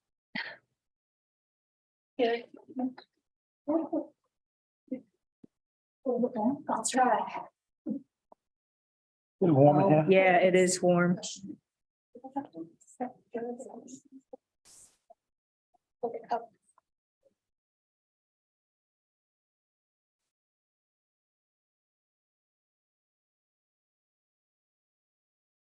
Yeah. Okay. All right, moving along. Maybe that's one we get the crowd for. Application 404-23, Strategic Contracting Company LLC, Wetland Protection Conditional Use Permit for, Want to do the subdivision first? Yes. yeah, you know, or we can kind of get them both, so we're talking about, But I think we want to address the subdivision. okay. Right. Okay, so we're gonna start with number 5 on here, which is application 501-23, Strategic Contracting Company LLC, major subdivision for 5-lot residential subdivision located at 178 Wood Hill Hooksett Road, map 43, block 2, lot 43.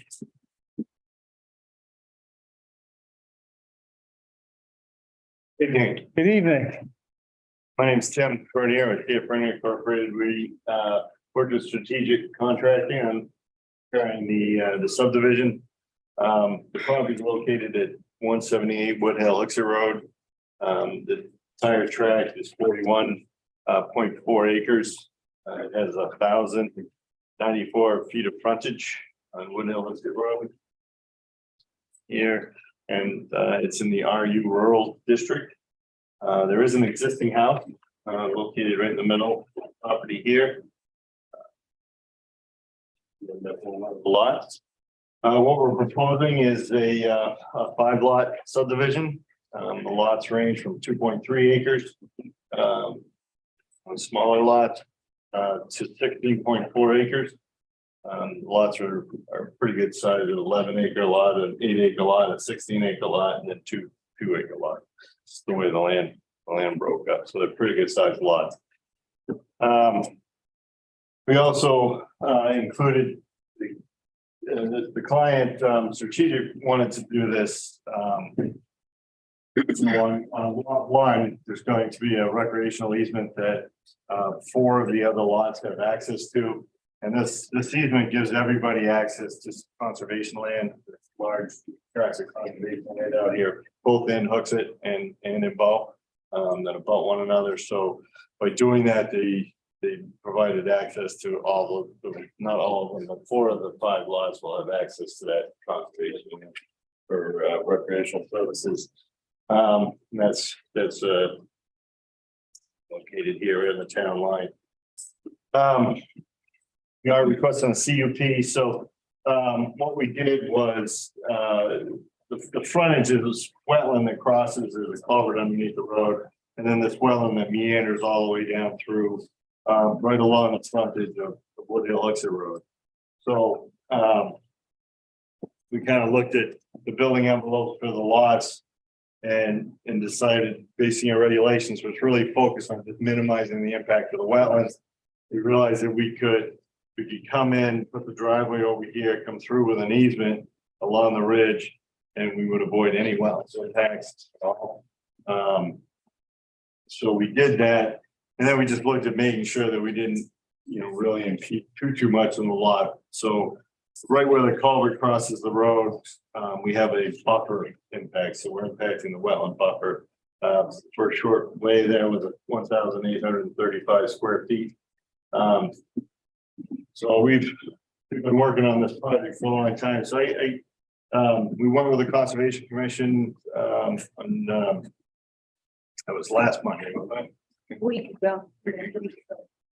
Time goes this one, but, we're working on a driveway profile for that, just to check those impacts. The questions about vernal pools. This well, and I did go down and take a look at this well this afternoon. And look at it a little more. It's too steep to be a vernal pool. But I did notice that at the culvert, there's a little, we had originally mapped it as a forested well, but there's some scouring and there's a scour channel. From the road, you can see a scour channel coming out of the culvert. So I want to take a look at it and see if it might qualify as a stream, or if that's just, if that kind of stops after the interference of the culvert or the effects of the culvert on the wetland kind of end, if that scouring ends or if it keeps going. So we're gonna investigate that just to confirm, because that affects the buffer.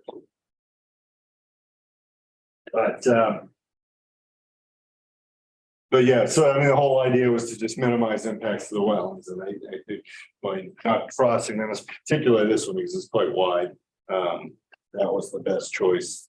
And also it's steep coming out of it, so all the drainage would come back down to the wetlands, and this way we can control that a lot better.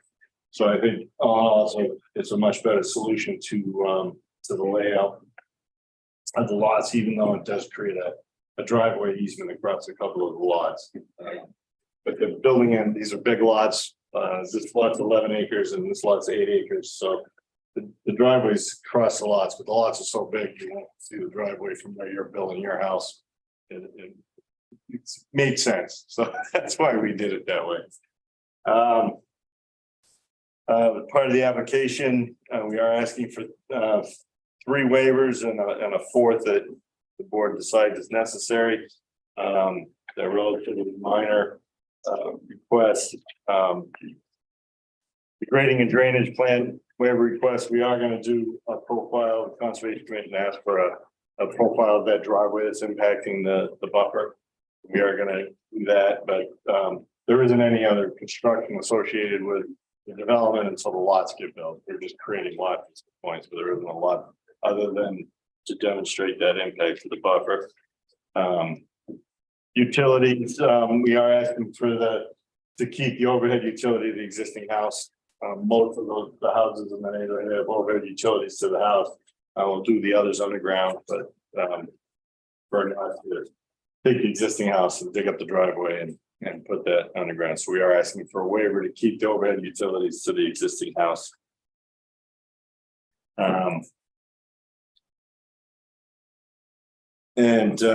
There's the operational brief, section 6.03 W operational brief.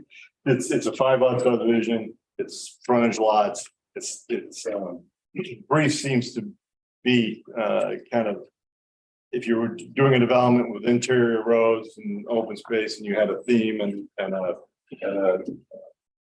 concept that you were trying to achieve, you could explain that in a brief. But this is a 44 acre lot. We're creating 16 acre, 8 acre, 11 acre lots, existing frontage. So we're just asking that I wouldn't know what to write in there anyway. So we're asking for a waiver for that. That's about it. That's the proposal. The 4th is so Woodhill Exit Road is a very old road. It used to go through and come out on Allen Road. And then the middle of it became class 6. So the question comes in about the number of lots on a dead end road and whether or not an existing road that existed at the time the ordinance was passed, Pat has interpreted it differently over the years. And Pat is here as attorney for strategic, has looked into that extensively. I mean, I can remember something over here coming before the board in the past and it being built out, not, without and not being able to do anymore because we're past that 12 number. We're at that. How many driveways, how many lots are there or residents are there on the road now on the 32. More than 20. More than 20. 32. So the question, so really, if you look at the history, kind of there was a, after the rule was passed, and Pat can speak to this at length, researched it. But after the rule was passed, these class 6 roads that became dead ends because they were converted to class 6, that rule was not applied to them. Lots were subdivided on a lot of these roads. And then it was some point that stopped and they started to get applied. And we first came in with this in 1997 is the first time I looked at this lot for subdivision. When it first came up. But even then, even since then, it hasn't been applied. So it's very odd. And then when strategic came to me with this, we went and talked to Matt, and Matt said, we don't apply that to class 6 roads anymore. So that's. Don't apply it of not being a secondary access. That, not considering roads that existed at the time the ordinance was written as being dead ends. This road goes through, it's just class 6 in the middle. And so we thought it was subdividable at that point. So it's kind of come and gone, and Pat can probably speak to that more than I can. Yeah. The board's ready to hear. You ready to hear it? Yeah. Okay, I have a few little things to hand out. If you don't mind passing those down. Might I ask if I get your name? Oh. Yep. My name's Pat Panciocco, Panciocco. And I'm here, I represent Strategic, And what firm are you with? myself. And I'm here to talk to you about this waiver.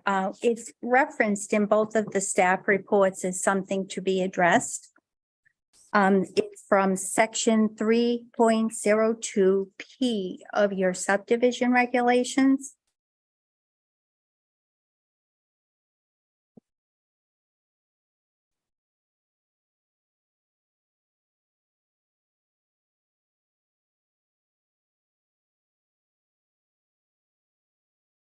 Is there enough to go around?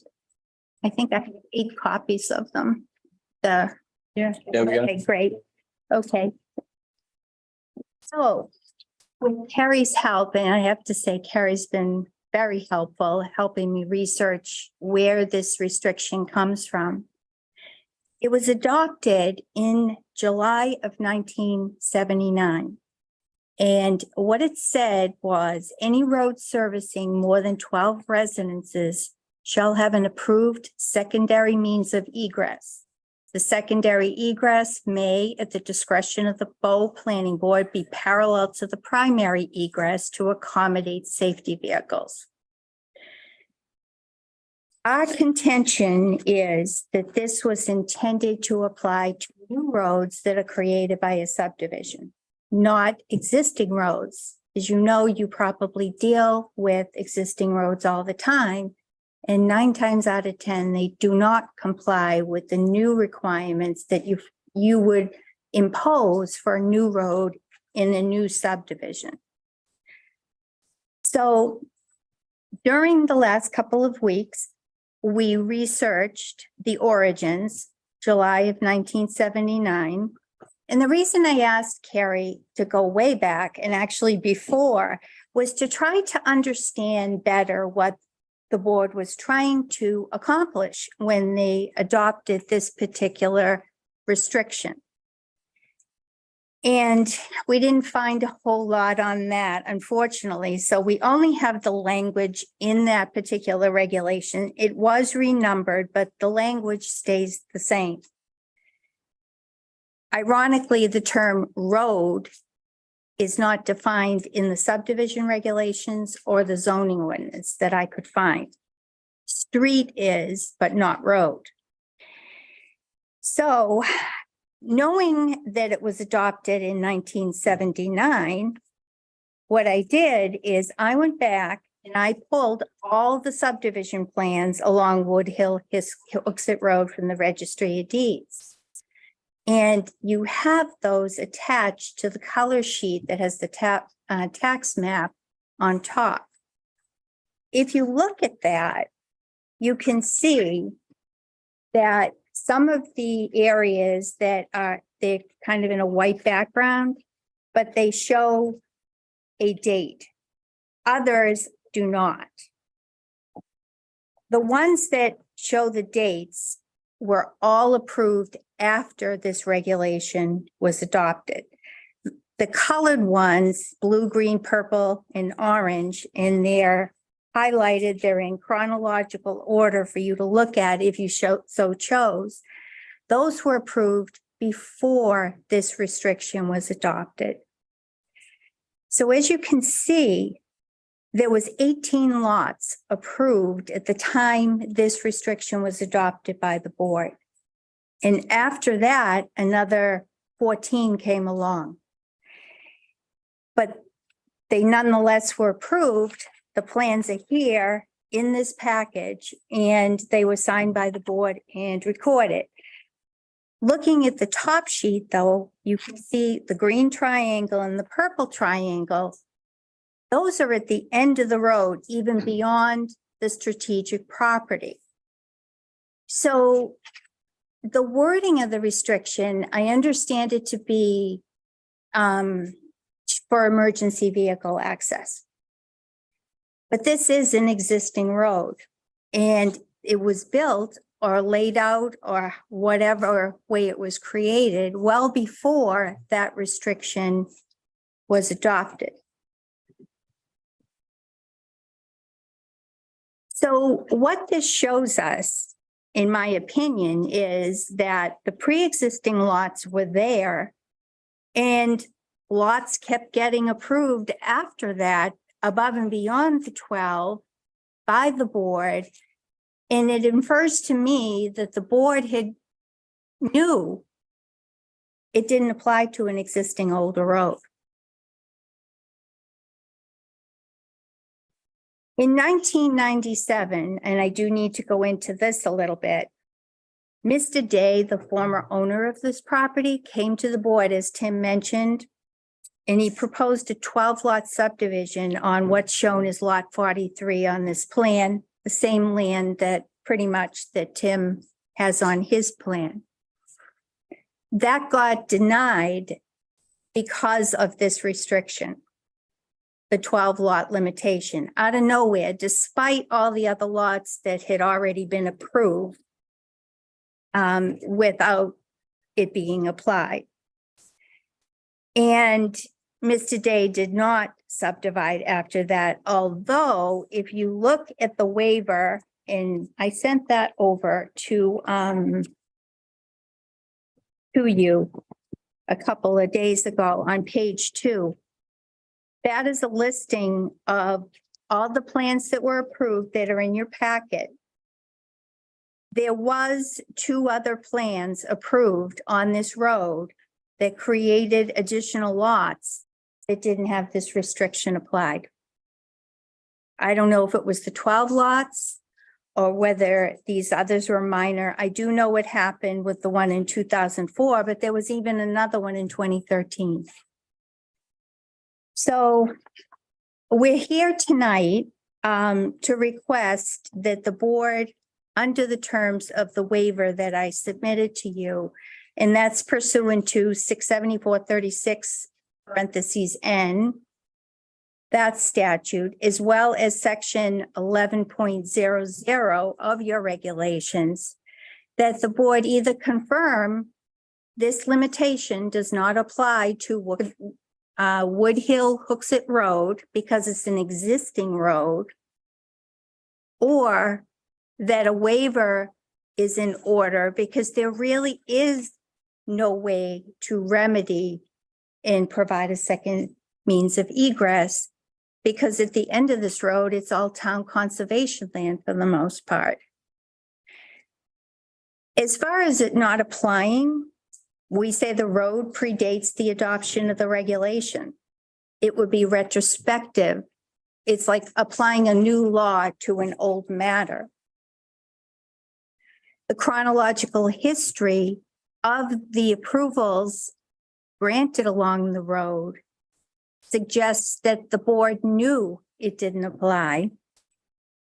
There's also a letter that I provided to you, a copy from Michael Donovan. He's a land use attorney, represented Mr. Day in 1997.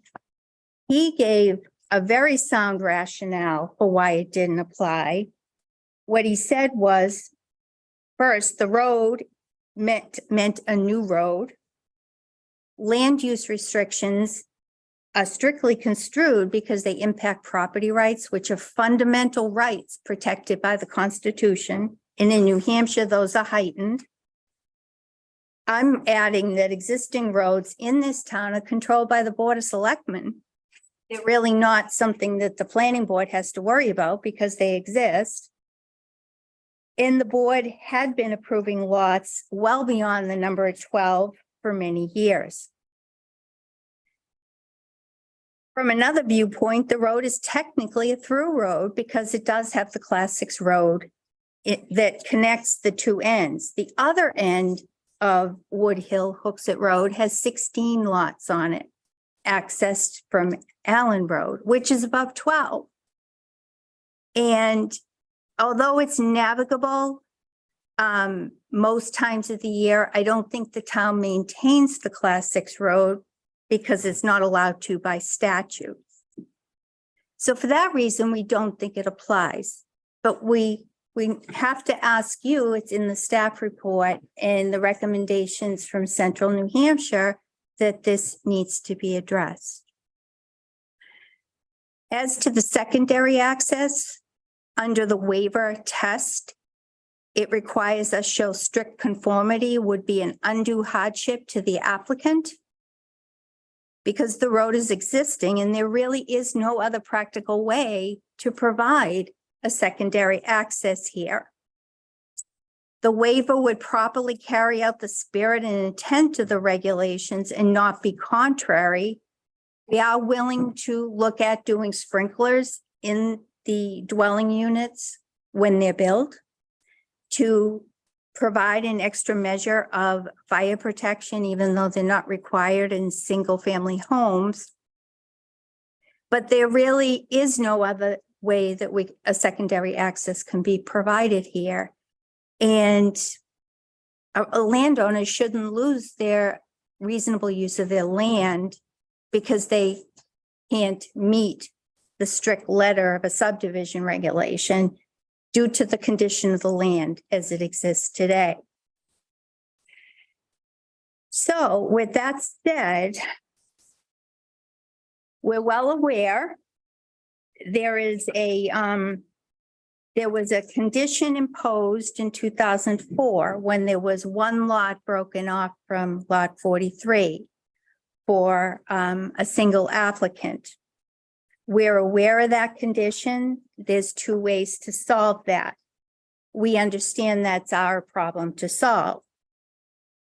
That condition being, In 2004, and it was lot 43-D, there was a condition imposed on that approval that the property here owned by my client would not be subdivided any further without a secondary means of access. I think Tim kind of inferred that we have that problem out there.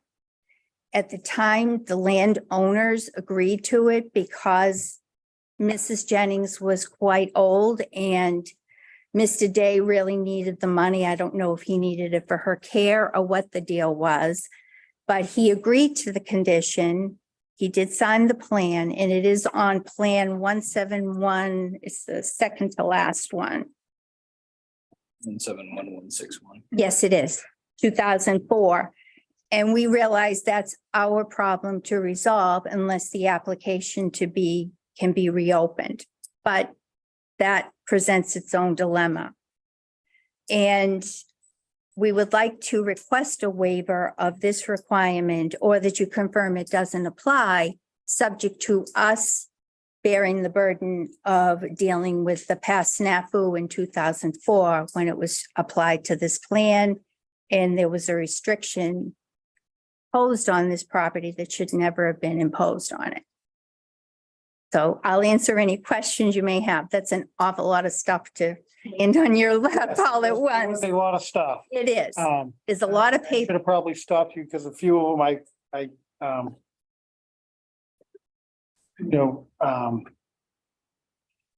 new laws that go in effect always do affect old rules. That's the idea of a new, how you worded that. I mean, new rules do change old rules. Otherwise we'd never change any rules. That's true, but you don't adopt new subdivision regulations today and retrospectively apply them to an existing road. You know what I'm saying? Like if you adopt it, and I think you do, you have a 60-foot right-of-way requirement here in town, at least on some of your roads. Old roads that are in the same category don't now have to widen to 60 feet. You just do it going forward. That's what they mean by that. So just summarizing. You're saying that rules were put in place, but then along the road, you've outlined in black, those rules were just not applied.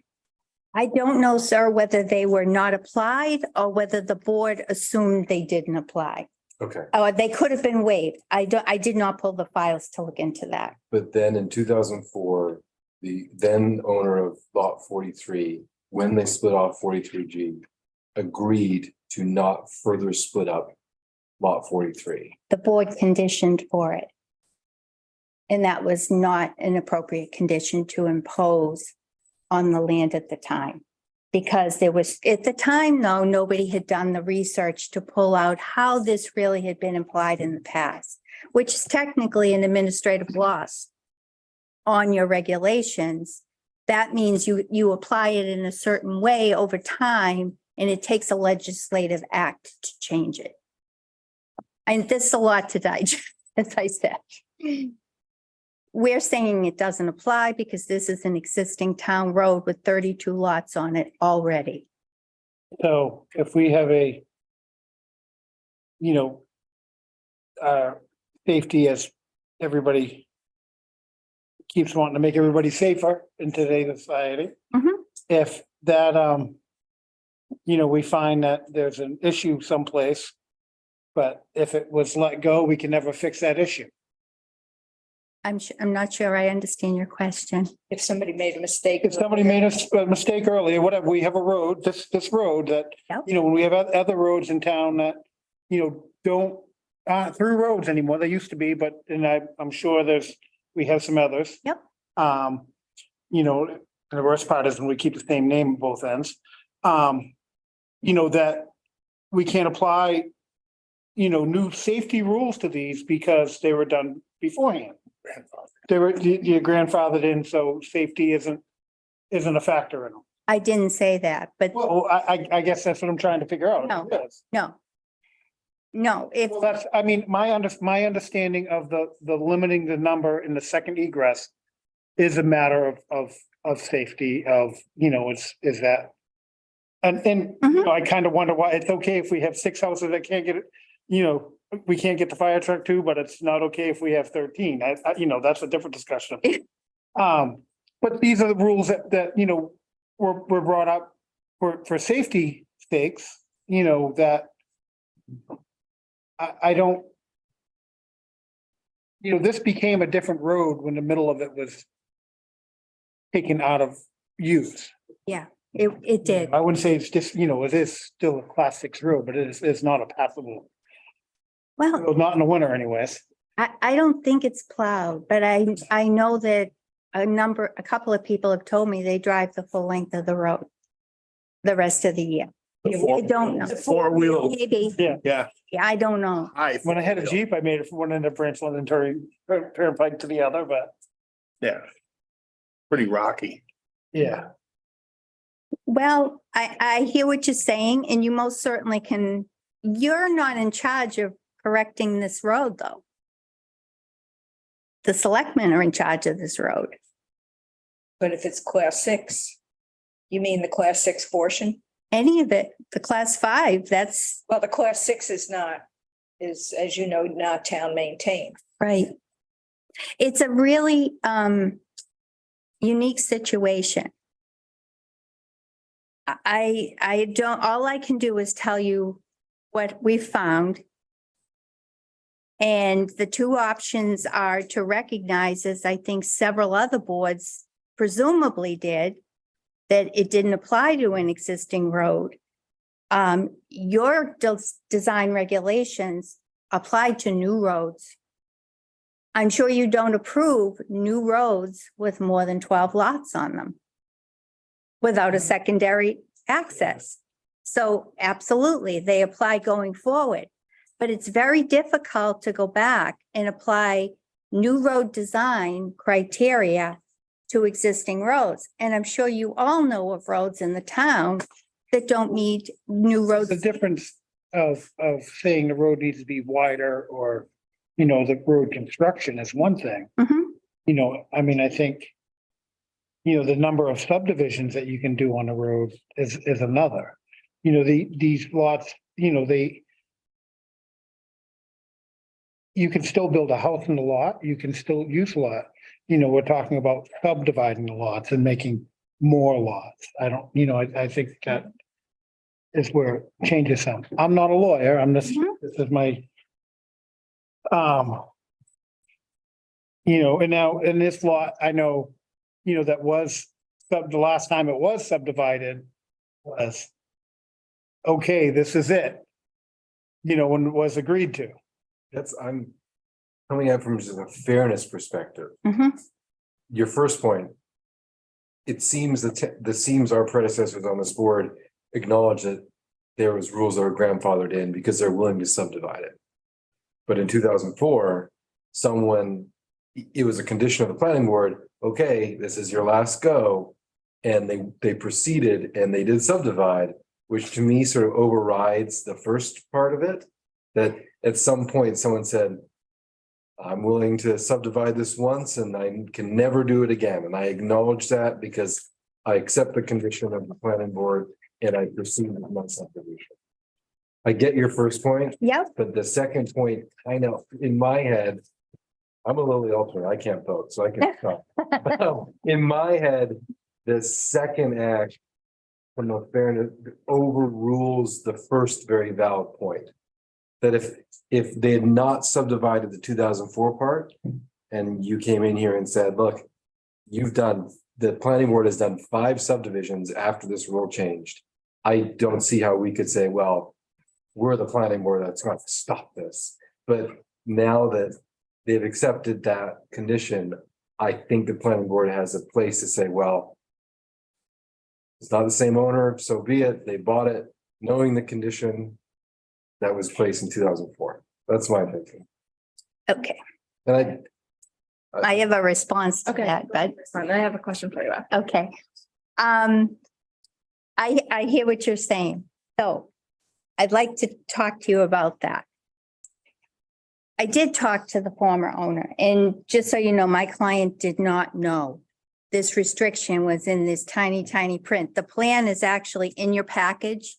You'll see it. It's the second to last one, and you can barely find it, but it is on there. There's no question about it. So I did talk to the former owner. One day his doorbell rang and an unknown person asked, can I subdivide a lot off your land? I want to build a house. This is for myself and my son. He said, I've already tried. They said, no, I'm going to ask again, he said. So on July 2nd, he sent a letter to the town. And he requested a conceptual discussion, as Mr. Clubin told him he needed to do. He went to the conceptual discussion with the then board. And the board said, if we let you break off one lot, would the owner commit to no further subdivision? He said, I don't know, I'll ask. But he wanted an expedited review. I don't know why. So they eventually did, and they held his feet to fire on the condition. The note from your file here shows that one of the owners, the son, did not agree. In the minutes, he disagreed. But his mother did because she was not well and he needed to take care of her. He needed to sell part of the land to pay those costs. And this is from your file. You can have these two. So that's kind of hung over this whole thing for a while. During this June 3rd, 2004 minutes, Mr. Buckley and Chairman Cunningham cautioned the remaining board members against granting an exception. They presumably didn't know about all the others that had gone by. And eventually, by a narrow majority, they did approve it. But Mr. Day went for the whole time objecting to this. In fact, this was approved and it took months for it to get signed. So I don't know what happened after it was conditionally improved. But they eventually did approve it. And the record suggests that only the mother, Mrs. Jennings, was at the final meeting and the son was not. It took 5 months for that plan to be finally signed by the board for recording. So who was the owner at the time, the mother or the son? The mother and son together. So there must have been a disagreement between the two of them, but they needed the money. So there was some duress involved there. But nonetheless, they did sign it. I can't deny that. And there's a lot of hard feelings about that, I will say. But he never told my client about this restriction. When he bought this property, he admits he never told him, but my client didn't see the little note on the plan. You point out where that note is, my eyesight is not. what it was looking at. Yes, I can. It's under waivers and okay. conditions. You see it? The surveying stamps. Yep. Number 1. Yes. So despite how it got there, we all agree that it's on the plan. Yep. And the deed references the note on the plan and the notice of decision has also been recorded. So you said that that was you and your client's problem to deal with. Are you able to share how you would go about resolving that? Yes. I will tell you that since we learned about this, we've diligently tried to speak with the owner of lot 43D, Mr. Jolliger. He has been completely opposed to reopening the application. In fact, I spoke with Matt Taylor when he was here about this problem, and he spoke with counsel for the town, and they concluded that everybody has to agree that the 2004 application would need to be reopened for that note to be removed from the plan if the planning board was open to that. Since Mr. Jolliker will not agree to reopen it here at the administrative level, we're going to have to go to the court and have it expunged, but that's on us. And that's what we plan to do if we're able to move forward with this application.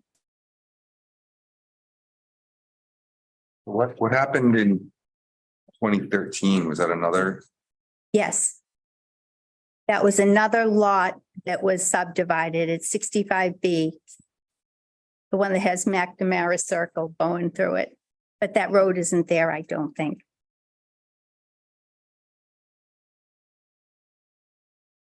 I mean, from a practical standpoint, if you look at it from a different, let's look at it from a constitutional perspective.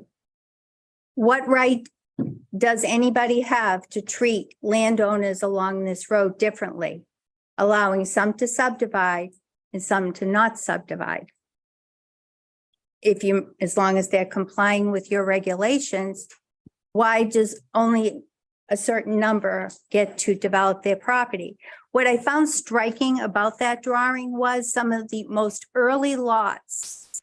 If you look down to the left side, the purple and the green, those were the ones that were approved before this regulation was adopted. Nobody had a problem with it.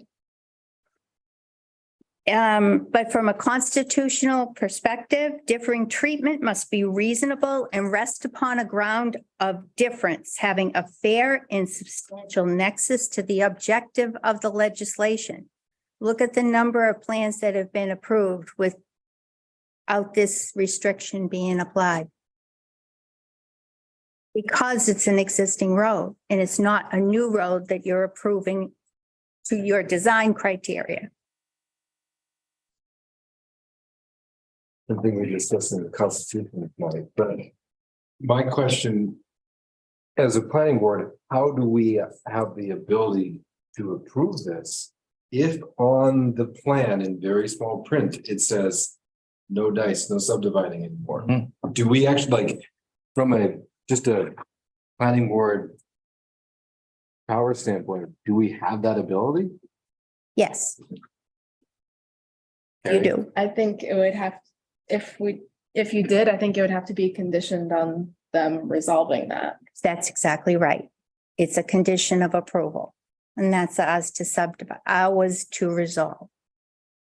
What would your time frame be for resolving that?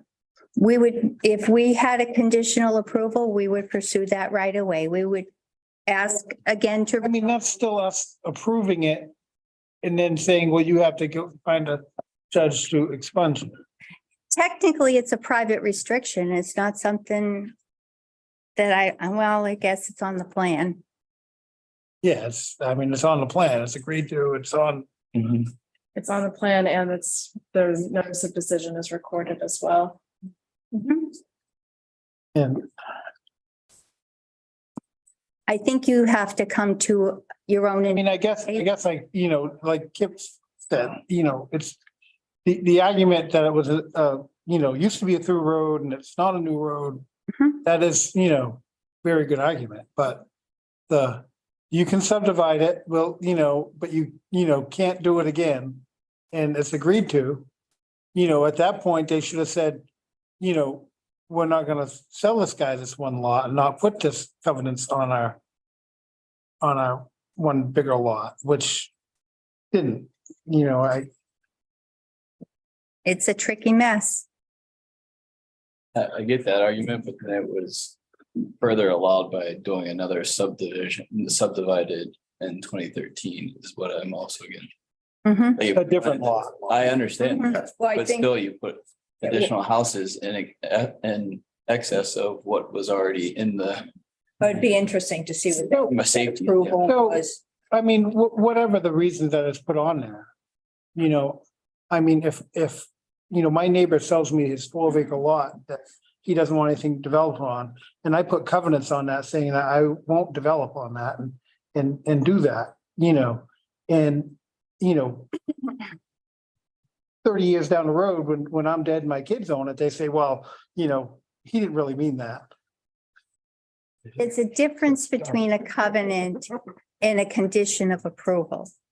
A covenant is imposed, it's a private covenant. It's not something that you necessarily would have control over unless it's like a conservation covenant or something of that nature. A condition of approval and a note on a plan is put there by the town. And we say it was an error. Because I don't know how you justify that some people can subdivide and others can't. Especially when you tie it to emergency services and so many lots are beyond the subject property. But we say, we have lots that are at the end of dead end roads that are built out. That, well, why do you, all these other ones did, but this big piece that was left at the end. Now owners have changed, but how do you not let him? I mean, where's it end? I guess I'm thinking that you probably are gonna need to speak with the town attorney about this. I'm guessing, yes. I was gonna make that suggestion. Yes, I do have a question. Sure. The existing house that's on the next to last of your packet, which is showing that lot 43. Is that the same house that's shown in lot the new lot 43 on the, I think it is, isn't it, Tim? so that's the same. Okay. Yes. That's the one the family lived in when they were living on the property. And the shed that's shown on new lot 3 is whose? So that's in there. Okay? Yeah.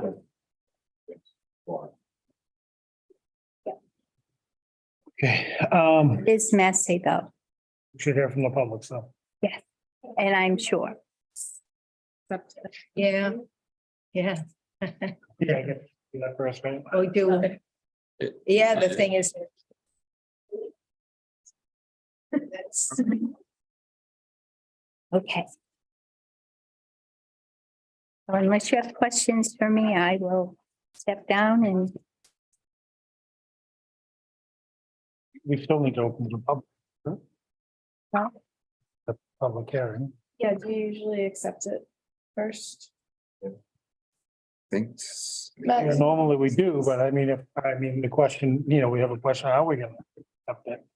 No, How, it boils down to the comment on the, yeah, I I mean, do we no need- further subdivision.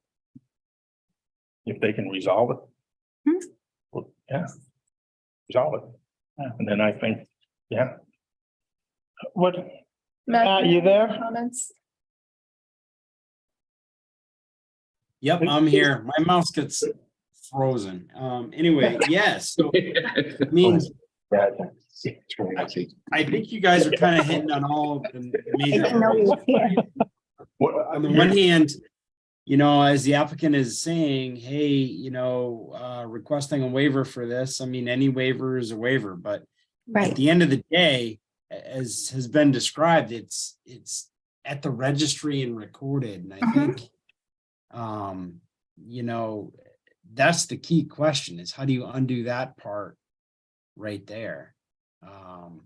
And if you guys think you need or would like to have the town's attorney weigh in on this, that may not be a bad idea to make sure we're kind of hitting the Yeah. marks, right? Yep. Specifically, I would ask the attorney, is there kind of like the last one, is there anything we need to be aware of if we were to conditionally approve this based upon a condition being that, they somehow untie it, right? I think that's the big question is. right. Yeah. Can you untie it? I don't know. I mean, it can At be this hard to point, untie. Yeah, can we accept the application as complete? So we accept the application right now where they're trying to subdivide a lot that, as far as the registry is concerned, isn't subdividable? I'd like to run that against our attorney. yeah, I Really would. agree with Mike. I Okay, think, so if we're not gonna accept that tonight, I mean, this is a, advertised as a public hearing. Do we still take public comment before we accept it? you wouldn't be able to do that until you take, until you. Jurisdiction. accept that it's complete and open the hearing. So I would suggest, I mean, it's a question that I think everybody has and you guys are, all of you guys, applicant and planning board, you guys doing a good job of trying to peel the onion on this thing. Yeah. It's not easy. And I think anything that the town's attorney could do to kind of give you some guardrails about what, with this request, what you could do, what you couldn't do and all that. I think that would serve everybody just to make sure that it's, what are our guardrails, I think is really the question here. Mhm. Matt, couldn't the board continue? They don't need to accept the application to continue a notice hearing to a date certain. Correct? I think that procedurally, I would think that they would need to continue to like a date certain, like the next meeting, because the notice has already gone out for I think this. our regs actually say that if the public hearing isn't opened, then we have to send a first class mail notice to the abutters. Okay. I believe. Tough on yourself. I'm like, I know. But I'm pretty sure that's what it says. Okay. Which we'll do, Okay, if that's the case. So basically, so we need to A question. continue, Matt. re-notify, get input from the attorney and. I'll make the motion to continue the application 501-23 and application 404-22 to April 20th with the also intent to seek town council.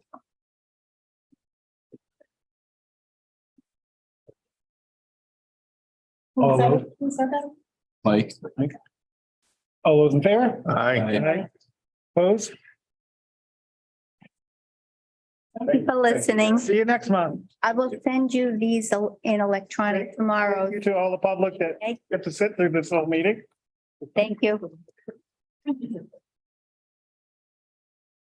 righty. Yeah, I don't either. That's a big cloud. Yeah. Well, that's these two. You know, two of We those get were the- we- when I was on. So I'm really curious. about that. Yeah, that we did it. Too. Sorry. I just don't remember. Because I was there then too. 13. Did not care about. I mean, I remember talking, but I'm pretty sure that we didn't. I thought that we did. All right. Yeah. We gotta listen to Tim again. Ugh. All right. Moving on. Tim gets to stick around, changing gears. All right, application 202-23. Amber Boat Associates LLC, site plan modification for proposed change of use at 85 Dow Road. Building to be leased by Alta Equipment Group for sales, rental, parts, and repairs of material handling equipment. Located at 83 and 85 Dow Road, map 25, block 4, lot 42. All right, good evening. My name is Tim Bernier. Let's see if Bernie Incorporated, we working with the applicants on this project. This is the project that was approved at the end of last year. It's under construction now. It's been out there. It's pretty impressive. Phase one is well underway, which is 83 and 85 Dow Road is phase one. Public water supply is in. And things are moving along. So there was a bunch of stuff has happened as these projects go, little things change. So one of the things, we had gotten this originally approved as commercial warehouse space. That was the intent. After the approval, they sent it out and looked for tenants. One of the companies that showed an interest was Alta Equipment, their materials handling division. Was interested in 85 Dow Road. This building is located here. And so they're not really warehouse. What they do is material handling equipment is the primary equipment is forklifts. The vast majority of that, and Kevin is here model too. So if you have any specific questions, he can tell you exactly what they do in extreme detail. But just quickly, it's forklifts, electric and propane generally inside. They do have one model that's on outside version, and they do sell them. They maintain them generally on site, but they will occasionally bring them back. They rent them, so they would repair their own rental equipment here. So that it does have kind of a retail aspect to it, but they have no retail showroom. People don't, I think you're gonna I go. can say I have 2 forklifts and pretty impressive service trucks come to work on them Exactly. because forklifts are really heavy and not real easy to move. Right, so they do have service trucks on site that the service people come in and pick the trucks. 9% of the work, from what I've been told, is at the owner site. from the retail perspective, people don't, you know, they're not out driving around shopping for a forklift and they pull in and test drive your forklift. They call up and order it. And so there isn't really any kind of a retail, there isn't any retail space here where people would just stop in and check out a forklift. The use is a little bit different. It required special exception, actually 3 of them. So we went to the zoning board of adjustment and they granted approval for all 3 special exceptions, which included vehicle sales and rental because they sell forklifts and they rent them. And these are directly out of your ordinance. Vehicle sales and rental was second one for the same reason. Just the way that the ordinance is written, kind of really breaks down motor sales into like a lot of different categories. I'm not sure what that's about, but the ordinance is very specific. And the third one was motor vehicle repairs and maintenance because they repair the forklifts on site. So, you know, we thought it was an appropriate use. It seems to fit in with the other uses in the other buildings that are rented on site. But it is different, and Matt and Carrie kind of looked at it and they said, you know, this isn't what you say. You said warehouse for the board at the approval, and this isn't warehouse. This is something different. So we need to come back and kind of go over that with you. And then there was also some things that really aren't related to Alta that I kind of wanted to come back to the board because there's been some changes, mostly due to satisfying the conditions of approval. As these projects, this is a huge project. I don't think I even appreciated how big this is. We're kind of building a little city out here. It has its own public water supply, has its own sewer system, it has its own infrastructure. It's all underground utilities, 108 volt systems. We got Unitil and Liberty Utilities involved, and it's a huge project. But all those entities and everybody gets involved and they all throw their 2 cents worth in. So there's a few changes that have occurred that I wanted to go over the board as well. Mike didn't feel that the building inspector didn't feel they raised to the point of an amendment to the site plan. But in speaking with Matt and Carrie, they said, well, you're gonna go to the board for this anyway, so you can just explain it to them then and show them what's going on, give them an update of things that have happened. But the real amendment is Alta equipment. So if you have any questions about that, Kevin could answer about what they do and how they do it. Can I get Kevin's last name? Blacker, BLACKER. Can you address, if there's any storage of batteries on site and how that's handled? They're stored inside, mostly in the machines. From time to time, we do have batteries that are delivered pre-machines, so we will take them in. We have them in new cases. They're a sealed battery, so they're stored on site in shelves or in racking. Used batteries, which are mostly automotive style, are stored on acid catching pallets. So they're the approved pallet. Any waste battery from an industrial truck is immediately taken out and disposed either by the customer or ourselves, and we have metal supply companies that take those.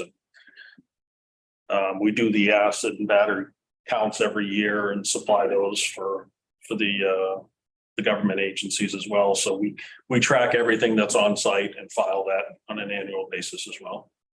How big is, just to give the board an understanding, how big is Alta, the company? Alta is now, it's almost nationwide. There's 67 locations. I did just acquire some companies in Canada. So we're now international. We're a publicly traded company from forklift divisions. We have different divisions underneath us. As you saw in Concord, we have a construction division that we're in the same building with. This is our motivation to move. And we don't do the heavy equipment. We do the forklifts and we're competing for space there. But they do sell and service and rent. Is there any mix between the Alta? You know, and I know also what was Ambrose equipment, that's also pavement equipment, is an Alta. Is now an Alta division as well. That's an Alta division, yeah. Yeah, so they acquired Ambrose as well. Yeah, do they, but like this is just the forklift stuff, like there's not No. swapping out like the two, it's completely different. Right, we're two different companies. The Alta Construction Division is called Alta Equipment Corporation. We're Alta Material Handling. We have two separate sets of managers, everything from facilities to parts and separate, but we're now currently under one roof. I've seen the floor plan for this, everything, 90% of this, and we had this conversation with the zoning board too. These are almost all of these are indoor forklifts, so they store them indoors. They aren't outside all over the place. They have on the floor plan, that I've seen, they have a very large area in here just to store forklifts, because they're all indoor store forklifts. You can't really leave them outside. That's not. Oh, makes sense. Yeah. So, and the batteries are indoors. There's very little. There is going to be a small racking area out back for parts. I guess, but very, very small and not a big part of the business. It's something they can store outside. So like the batteries are all inside. The batteries are all inside and they're all generally set for the inventory for what we're either moving in or out of the building. We're not a battery dealer. So we don't stock and refill and things like that. We buy batteries as they're needed for machines we're either reconditioning or renting. So And battery life on a forklift is long. Like it's 5 to 10 years, 10 years. Yeah, if they're maintained, yeah, they can be. I had three questions. One, lead acid batteries, I think you've already addressed. You're gonna store them inside on acid catching pellets. Mhm. They won't be overloaded. So all yes, okay. Yeah. And my next question would be propane storage. Is that outdoors? In our current facility, it is. I think we'd have to probably approach the town to see what they require. Concord required us to put a cage, a sealed cage or a lock cage outside. Okay. We have loose machines that we gather when we're working on something inside. But if there's spare tanks, they're kept outside currently. Okay, so that is be something that we have to talk to the fire chief. These are small tanks, not like. No. 500. Not 500, no, they're yeah, just two. Yeah. Yes, familiar. What are they? 20 gallon, 25 gallon, something like that. 30-ish, probably. We have a cage outside. Yeah. You know, I mean, I think the cage would be outside. The cage would, I mean, I think it would be a concern that the fire department may have. Yes. I mean, so like, I mean, we have two forklifts, so I think we have 4 tanks. Company comes in every exactly. periodically, swap them out. Yeah, They're not a filling station. We don't fill our own tanks. We don't do any of that stuff. We just store them. We do have a vendor who comes in, fills them on our. So like when you have new forklifts that you're storing inside. I mean, they're gonna come with a tank, so like They those, come with empty tanks. they come with empty tanks and, I mean, but like, how do you move the forklifts around, in, like, when you get them in, like, Well, we have small bottles, mini size okay, lift bottles. is that way for the, Carry, yeah. so you're not, when they're brand new, you're not putting big tanks on them until the No. customer gets them. Until the customer is still ready for delivery. Okay, that kind of makes sense that's how they would. Yeah. So you don't have a lot of filled tanks swapping. Generally speaking, no, they're coming with a machine or going out with a machine. We do keep some spare tanks on hand for rentals. Which are the ones mostly we store outside. I'd like to run that by the fire chief, see what his requirements are. Yeah, and I think there's some standards. Yeah. On how that's kept. That should be pretty easy. Pretty sure it'll be the same as Concord, I mean. Yeah. And the third, you're not gonna have any lithium batteries, right? There's some that do come and go. I can't say no. Lithium is one of those developing technologies. We don't currently have any, but there's a possibility that in the future we may. What would be your plans on storing them? We'd have to go by what OSHA or other requirements would be and store them according to the regulation. They present a unique set of I guess hazards, yes. The hazards, that's true. But the lithiums that I've seen, at least that I've run across so far, are all sealed, self-contained units. They're not opened or exposed like some of the automotive styles. You pull caps off. But but we haven't had that many, to be honest, so. But they're sealed units. I'm sure they're coming, that's what's in all your cars, electric cars, right? Right, and you know, the generations are evolving, certainly. If I bought an electric car, I wouldn't park at my garage. Well, I'll see, buy an electric there car. you go, see, I mean, It's all in lithium ions and all the warehousing robotics logistics right now anyway, so the time will come. I'm sure For, for forklifts. Yeah. They're immaterial. They're out there. Yeah, they're existing, so. They're existing. We just haven't moved that many, so it's probably more upcoming technology. so how would we handle that? Currently, they don't have any lithium. And once again, I would like to run that by the fire chief. If in fact they eventually do get lithium, how do we handle that? Yeah, it would be governed by the OSHA regulations. Yeah. Well, are they in an aquifer protection district? I can't remember. The building's out of it, the district runs just cuts through the back corner of the parking lot, so the building is out. As long as they keep them in the building, they'll be out. And all the drainage for this lot goes away from the aquifer protection district, so. Not the lithium leaks, that's not the. They burn. They burn. But, yeah, you know, I'm sure OSHA, and this was the one thing that, you know, and I asked a bunch of questions when Alta first came and said, you know, we're interested in going here. You know, one of them did some research, you know, this is a publicly traded company, a bunch of employees, and they, you know, the last thing they want is bad press, so, it kind of makes a big difference in OSHA rules. I don't know what you guys do, but it seems to me, for a while, we had all of these rules, safety rules for the public about how companies operated. And then OSHA started getting involved and said, you know, it's the guy that lives 300 feet away. Yeah, we got to protect him, but what about all the people that work here and are standing 6 feet away from this thing? And they created all of these OSHA rules to protect them. And so those are really what's taking over control, because that's much more direct and immediate and requires a lot more protection. So as batteries, lithium batteries come out, they're going to develop rules that these things have to be handled in a way to protect the workers. Well, I understand the ocean, and I'm not a subject matter expert in this area at all, so. But if we had a lithium fire in the building, does National Electric Code cover that? I mean, not electric, but fire. You know, well, my recommendation would be is, let's, you know, through this whole process, we've worked extensively with the fire department. Are they aware?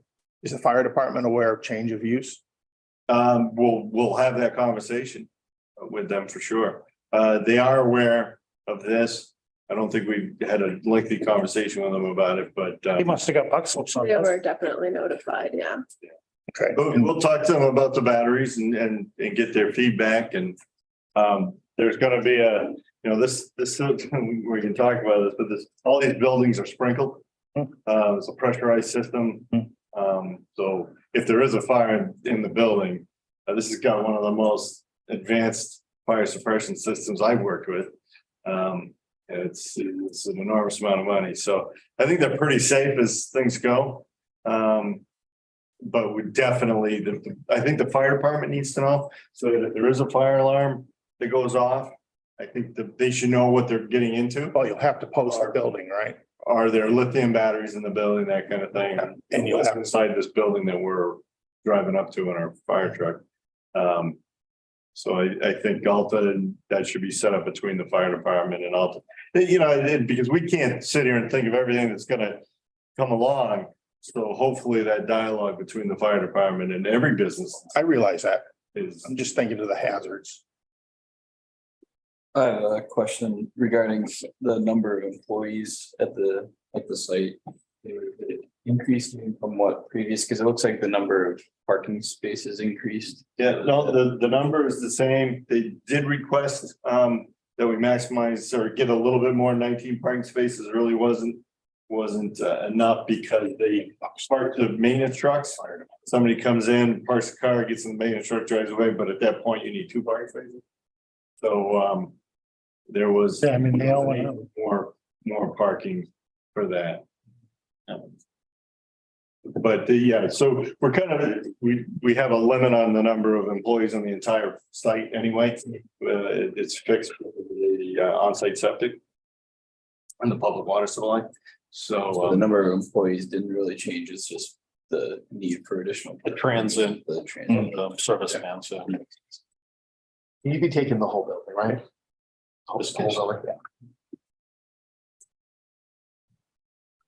Well, you're asking us to grant some waivers. Can you just speak briefly about what those are? Waivers, I didn't know what were we asking for waivers? We've got 4. A couple Plan grid coordinate. of them are because this is a modification request, so they didn't want to resubmit all the pages of the plan set. So some of them are mostly because things that were kind of included in the first application. So things like the state plane grid coordinates, lot lines, bearings, distances, and the lighting plan. Okay, so. Those are things that are included in the, right? So, yeah, I guess. Want to be clear about this. Really, what we're asking for is a change in what we described as the use of the property. So we did prepare a complete set of construction plans for phase 1. So what we presented to you was the entire build out. Okay, the whole project. And phase 1 was just these 2 buildings and this parking area, public well, and the fire suppression system. What I discovered really quickly was the original plans that you guys approved were for the whole project. And it gets really complicated when it says, okay, where does phase 1 end? And there was, I went to, so Procon's doing the building, Audley Construction's doing the construction, and nobody really had a good, so where does the power conduit end? Where does the water conduit end? It doesn't go anywhere, but so, you know, they were talking about just bringing it to the building and leaving it. And I said, well, that doesn't make any sense because when we go do this next building, you're gonna have to dig up the whole driveway to bring the water line up. So I realized that in the power company and the gas company and everybody was confused. So we did create a complete set of phase 1 construction plans. It was just phase 1. So this is where the conduit's gonna end. This is where the construction's gonna end in phase 1. This is where the pavement's gonna end. And because we did that, those are what I submitted to the board so I could show you kind of the stuff that's developed as this project's gone on. But right on the cover of that sheet, it says that these plans are to assist in the construction of phase 1 and that the approved plans are the approved plans and everything on them still is a part of this plan set. And a requirement of the plan set. So it's really, so no, I didn't include everything in this phase 1 construction plan. But it's that notes on there that everything that's in that other set is part of it. I just needed a set of plans so that everybody knew where phase 1 ended because it was getting really crazy trying to talk to, there's so many people. There's so many utilities. You got plumbing contract, Procon's great. They're a GC. Everybody's a sub. So you got plumbing contractors, electrical contractors, and you get all of these people. And we didn't have a plan that said this is what we're talking about because all we had was this plan. And everyone's like, what do you mean we're doing 2 buildings? I think we're doing 6 buildings. That's that, and it went round and round and round. So I'm not sure we need the waivers because it is. All of those things are on the approved plan set, and we're not asking to change that approved plan set. Because that's where, that's the whole project. But we do have. This modification to the. And more detail on phase 1 in this construction phase, we got a lot more. It's up to you. I mean, I don't know how Terry wants to handle it. If the waivers are the cleaner. You requested them. We have the requests here. I think if the board is willing to grant them, it probably does make things cleaner and just. That's up to the board. So this is the waiver, we were the modification. Right. So Matt will explain. A modification, I mean, it's its own application, so, it's right, Matt. Yeah. Like that. Yeah, the essence of it is it's a modification, but from an application process standpoint, it's, you know, it's a site plan application, so. It probably does make the, like Carrie's saying, it makes the most sense just to consider them and. Just note, you know, it's for this application, right?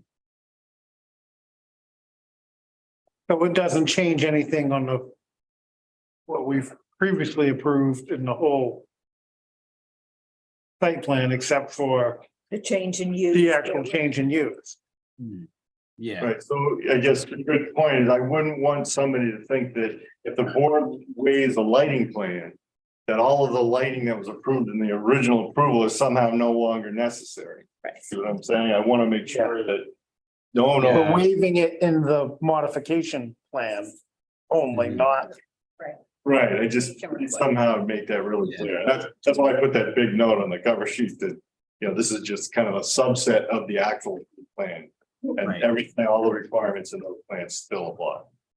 yeah, I think that captures the effect so that the board can deal with these waivers as they're here, yeah. Way to find out. On the checklist. And hiding. Wait.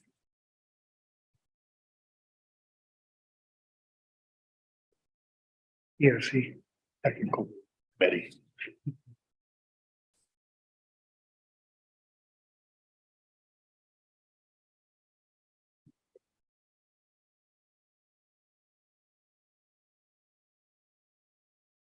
So in addition to the 3 waivers that are. Things that are on the approved plan set, there's also the waiver for the parking. Which is explained in a little bit more detail in the waiver request letter. From Tim. Which is right after the checklist review.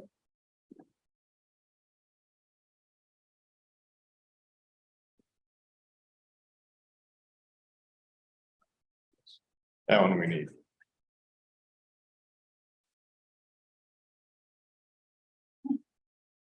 So was there a parking waiver on the original as well? No, we had the exact number that we needed Okay, but now that the uses have changed. now that the use changed. The regs say you need a few more than. Correct. Yeah. Do you want to just explain for the board why you feel the number you've provided is sufficient? So we really have a maximum number of employees that can work here. So, we worked with Alta on how many they needed and they figured it out, they gave us the number.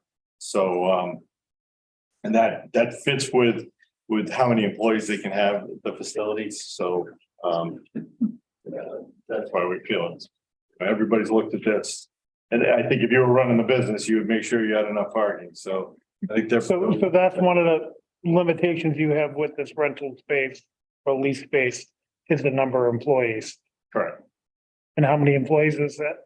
Well, for the total site, I think it works out about 31 employees per building. A little less in the existing building, but they're the smallest. There's 12 in there and 31 in the others, I think. Still. And that's plenty of employees for you. Yeah, Did you say 31 per building? I believe that is the number. Yeah. Need a public hearing. We do need a public hearing. So I will, You gotta To accept it. accept it. Yeah. oh yeah, we need to accept it. Like a motion to accept jurisdiction of. Site plan application 202-23. Second. All those in favor? Aye. Opposed? There we go. So I will open this to the public. Anybody over there? Not seeing any, I will close the public hearing. Want to have any thoughts about regional impact? If you want to get that done. I'll make a motion. That application 202-23 does not have a regional impact. A second. Those in favor? Aye. Opposed? Not have a regional impact. So this went out to all the staff, correct? So The regular list of department heads. so, and we haven't gotten anything back. Well, the one is, you know, they There's have one hidden in there. concerns about storage of batteries. I didn't see that either. Sorry, no, it's, It's right there. oh, that, Kind of hidden. I was. It was raised from Peg. Pardon? It was raised from you. Yeah. Yeah. But no, we did not receive any buck slips back from departments. so I mean, with that being said, I think we'd want to get the feedback from the fire chief, yeah. Yeah, I mean, I think, you know, the propane storage and the battery Yeah. storage is. Exactly. Yes. To Can you just touch base, take that? fire chief and. Yeah. It's all with fire chief. Yeah. And I think today that's a, you know, pretty standard practices and pretty easy to deal with, you know. The whatever company that delivers their propane is gonna probably supply an ice cage, or they're gonna sell them an ice, you know, and Yeah. know the drill. I don't think it'd be a problem, but No, just one of those things we have to. Does that, so just with that, does it need to be called out on the site plan where they're gonna put that? Because if you look at how their back line is. Assuming that we'd want it in the back corner, right? But it's not impeding the. yeah, like I said, I think that's, I mean, a propane storage piece is. You know, I mean, even the cage we have, literally, it's. You know, I I understand. mean, it might get a little taller if it has a few more. Yeah, if you could do it as a condition and we'll work with the fire department and have them make recommendations and work it in. Yeah. That works. Fine. That works. I mean, Yeah, they made this under our back steps. I mean, it's against the building. You don't see it. It's, you know, but it's outside. That's was the big key that needed to be.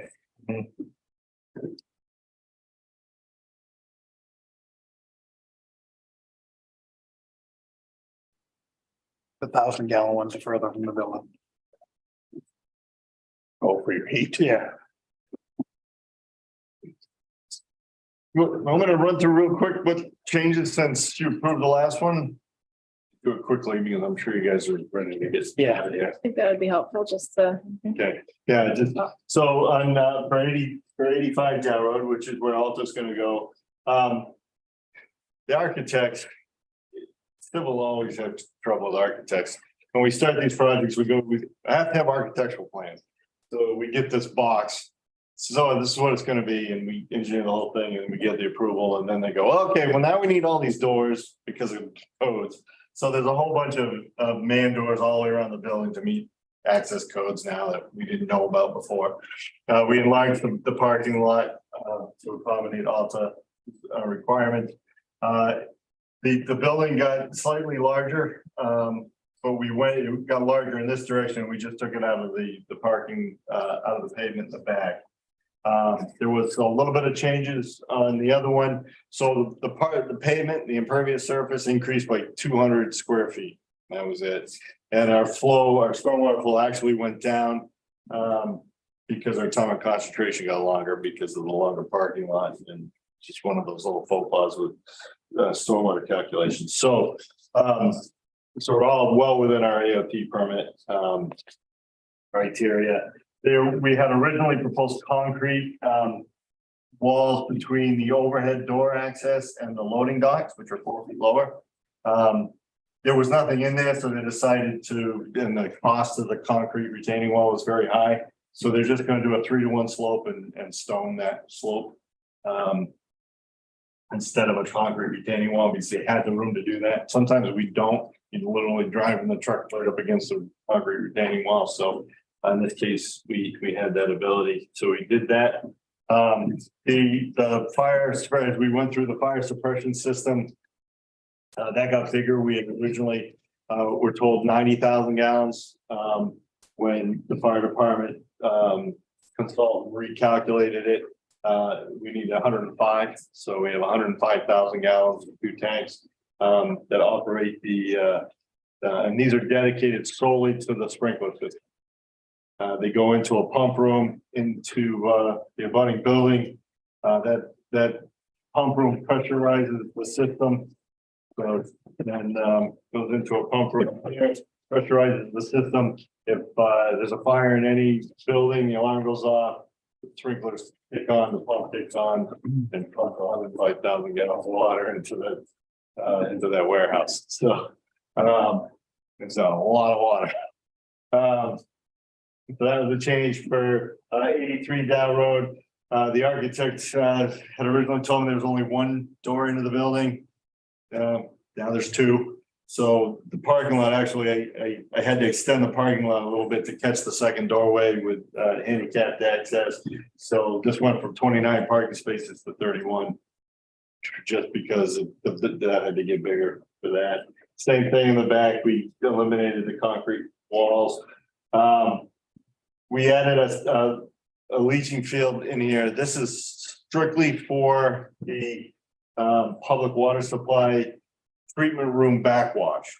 So we had thought that it was exempt because the state had made it exempt. But when we were working through this with subsurface systems, they read the exemption and it has the word residential in it. So if this was a residential use, the backwash from the water treatment could just go right into the ground. No state approval or anything, but because it's commercial, it's the exact same water treatment system. We have to have a state approved septic system.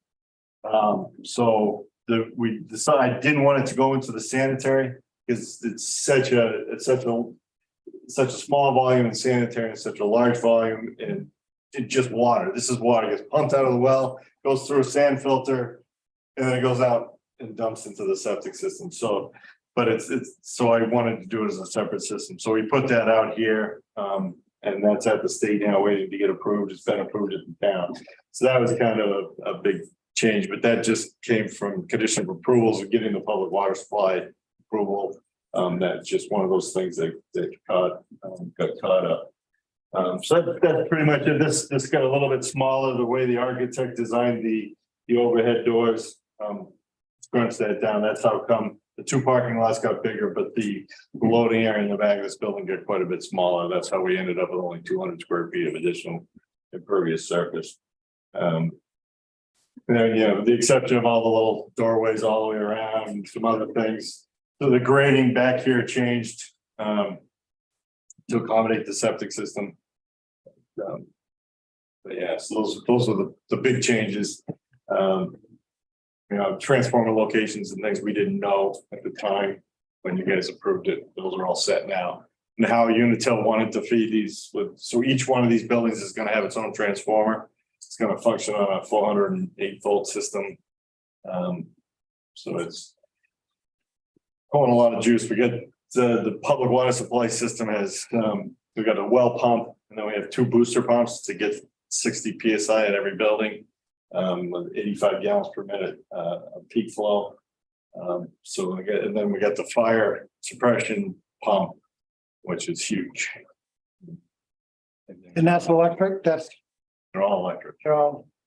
is the generator backup for that stuff too? An FPA code didn't require it because in this location, the reliability of the system, it rarely goes down. It's got enough. So it's something in the NFPA code about reliability of the grid. If you have an issue, you have to have a backup, but we didn't have an issue, so they allowed us not to put that in, which is good because that was like a year and a half. I haven't put a generator in my house either because I was not out long enough to justify. A couple times. Not for long.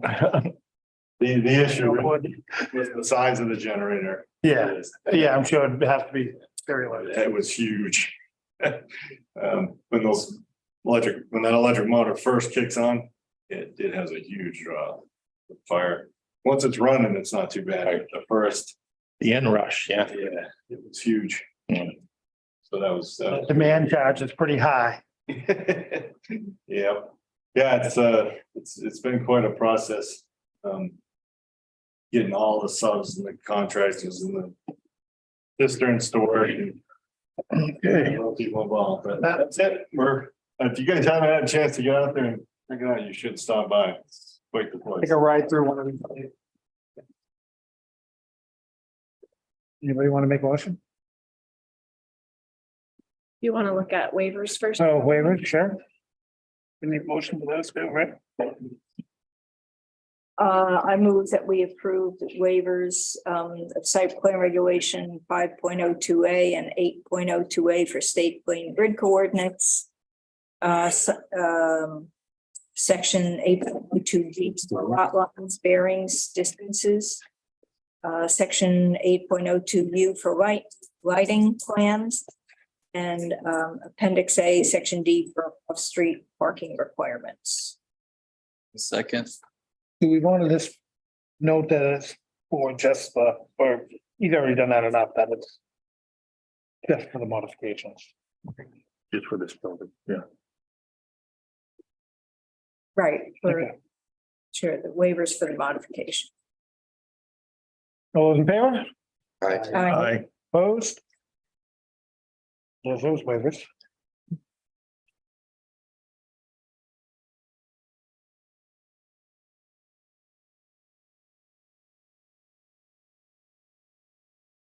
Conditions.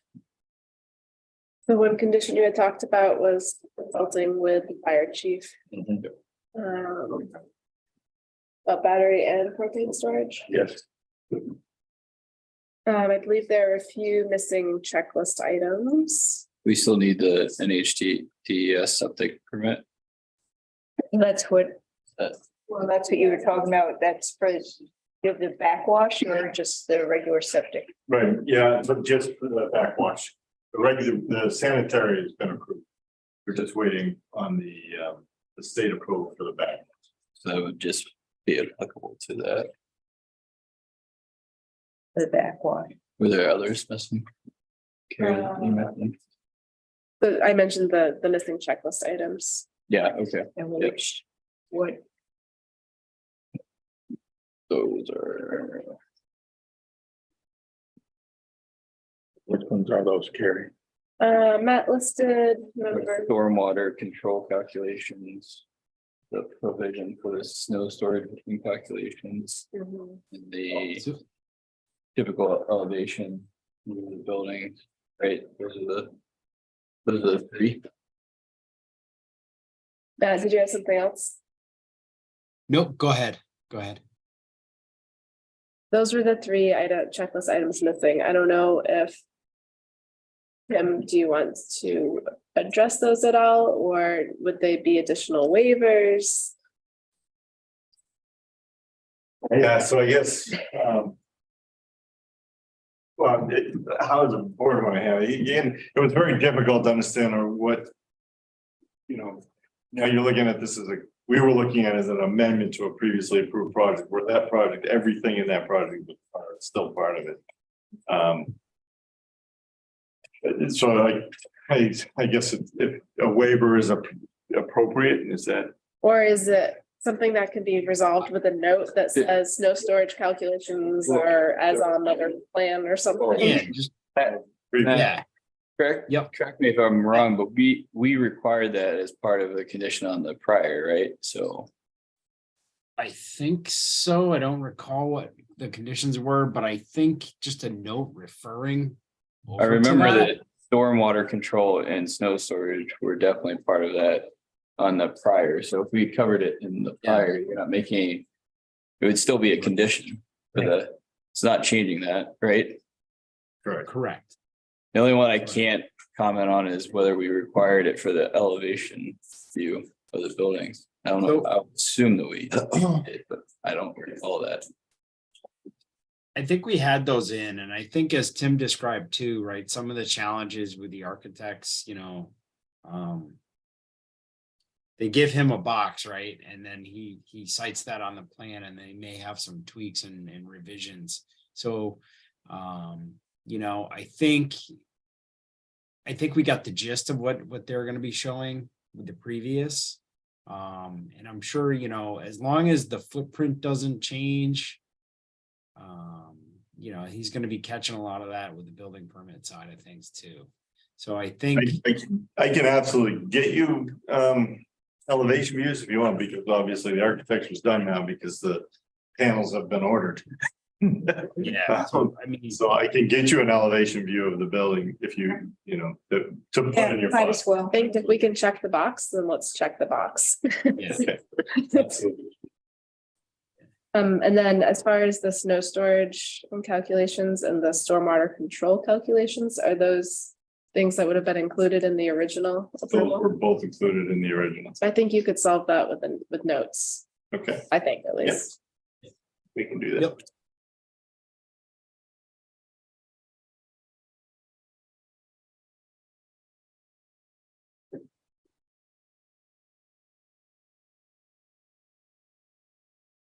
Now we ready for a motion? I'll start. I'll make the conditions of start with the conditions of approval first. So making note that the stormwater control calculations and the provisions for snow storage were included in the prior providing notes on each of those. Providing the elevation view of the buildings for 8.020. And then condition for receipt of NHDES septic permit for the added waste of the backwash. And the condition for review by the fire department for the storage of both propane tanks as well as the batteries, both lead and lithium ion. With with those conditions, I make a motion to conditionally approve application 202-23 with all of those previous conditions listed, as the proposal complies with the zoning ordinance and site plan regulations, given the plans presented and waivers granted. All those in favor? Aye. Opposed? There you go. Thank you, guys. Thank you. Have a good night. Well, nobody's gonna mind when I drive through there one of these days? Do what? Nobody's gonna mind when I drive through, check it out? No. I'll hand you a hammer. One more. Don't know who it is anyway. Right, they'll know who it is. You're right. All right. Moving on with my little. Old business, we have a request for a one-year extension of December 19th. 2022 approval MSK beverage site, plan number 206-22. So you'll find in your packet, there is a request from Amoskeag Beverages to extend their site plan application due to the number of other permits and approvals that they require. I believe your site plan regulations state that extensions can be granted 90 days at a time, up to a year. They're requesting a year just all at once instead of coming back every 90 days to request it again, just because they anticipate it's going to take them some time to meet all of those conditions. Yep. Are they getting anywhere with water from Concord for fires? I don't know the status. Right. I move approval of the request for a one-year extension of the December 19th, 2022 approval of the Amoskeag Beverages site plan number 206-22. Second. All those in favor? Aye. Aye. Opposed? It's the end date. So 1 year from today. 1 year from December 19, 2022. Okay.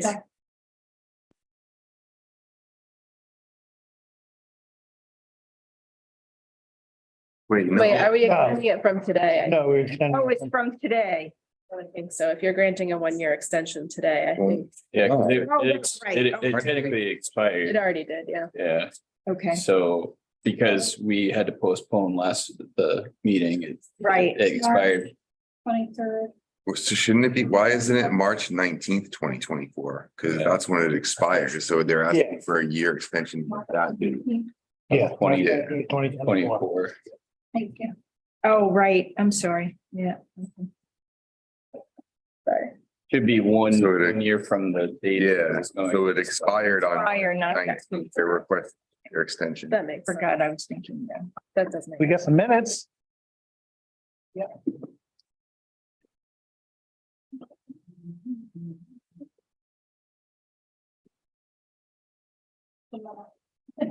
Wow, I can't remember that far back. So yeah, the December 15, 2022 minutes are in here again because last month I apparently included the wrong version.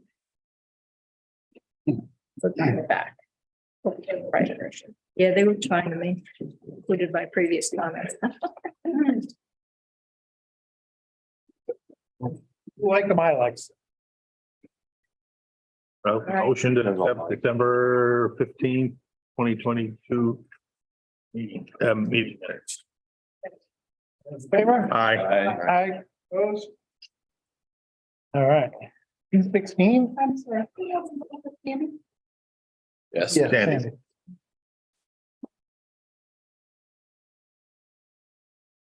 I was not here, so I can abstain.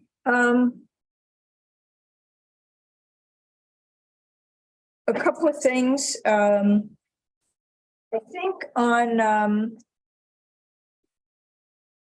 the first page, let's see, line 40.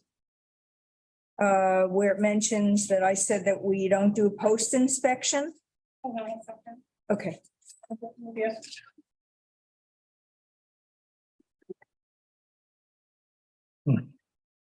maybe something that. 40. Okay, maybe something that'll have to be checked on the reporting, because I think Bruce Marshall, who is chairing or who is Yeah, here, said, well, is everything okay? We don't have any problems with Eversource, right? And I said, we don't do a post inspection. So I think I said that in response to what Bruce Marshall said, and this doesn't kind of have the comment I or was out are of the there room any for that part. problems? You were chair. I was chairing, right, so you weren't here either. No, I was just out for that because. Oh, he's in a butter, yeah. ah, I mean, yeah, that came up because of the fact that And that was they brought before, the photos of. this- that was even before we Yeah, got to yeah, that. yeah. I sort of had a feeling that that was coming. Yeah. You just want to strike. Which, it. Oh, I think what Sandy's saying is the context as to why she made that comment. Yeah, I mean, we could probably say in response to Bruce Marshall asking about any problems. Then Ms. Crystal stated that we don't do a post inspection. It's actually post-construction inspection, but I may have said post. which, that's You the want first me to time that change we, it? Post construction. Right, yeah, had people that had issues with the work they were, for as many times as public. well, it was works the in there. access. Yeah, It was well, the the hearing that access. they left a mess and. You don't normally hear that about them. Yeah, and let's see, on, okay, actually, my comment I can take out because later it's mentioned.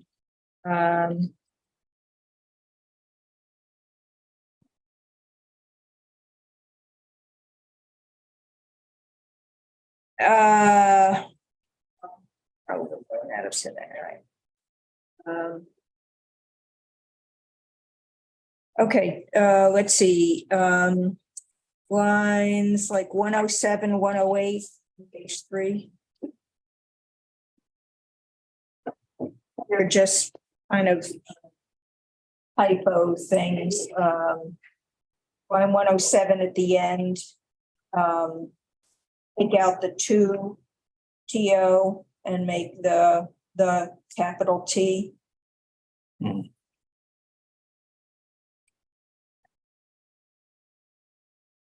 This version have my edits in? So, do you see something that wasn't? Did you have a question on some of that? I know that Oh, I don't know, I just thought it would. Yeah, me too. I was like, wait, sometimes with the track changes, look a little funny, yeah. And then on line 108, I think it's proposes to maintain and keep under the impervious amount. And then put in like SO, so they're reverting an area back to green space.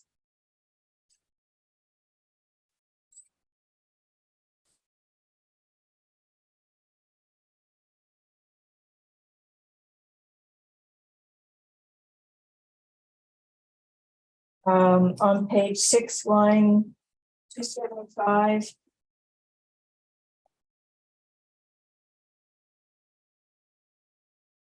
And it says, Mr. Marshall asked where the wetland drains. You can take out and Miss Crystal said there is no drain because the applicant then answered it.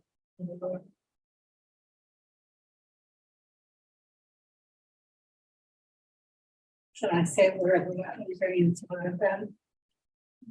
I'm sorry? Should I say Mr. Marshall asked where the wetland drains were? No, wetland drains, period. It's like where it drains to or from. Oh, I type get of it. thing. Yeah, I see this Yeah. contact. Yeah. Gotcha.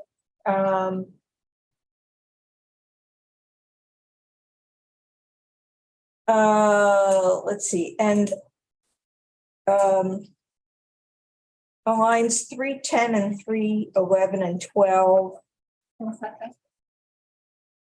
page 7.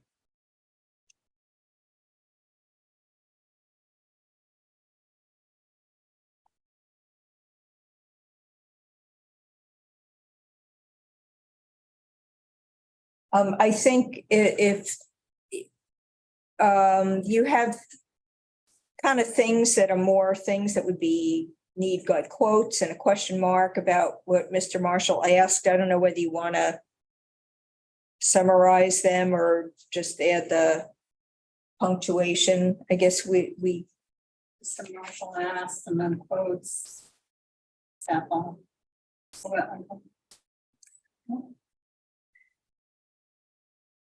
Okay. Quote ending after on line 312 around it. yes. And then on line 320, before this land was cleared, actually, we could say logged by the previous owner, because that was brought up. Was logged by the. Logged. Yeah. Okay, I wasn't sure whether these, Kind of cleared. right.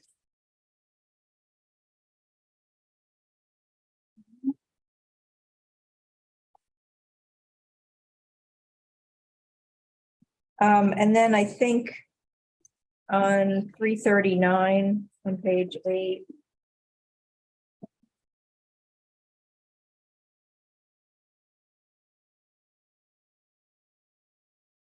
I think when it says Ms. Crystal stated that when they remove trees, it raises the water table. I think there was some intervening language, so I think if you can just take that out. Because there's a lot of discussion afterwards about that issue.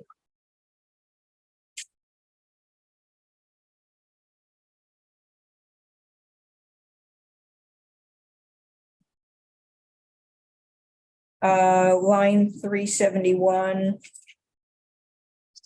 I said the board needs to consult with town council's opinion, and I would say I suggested that.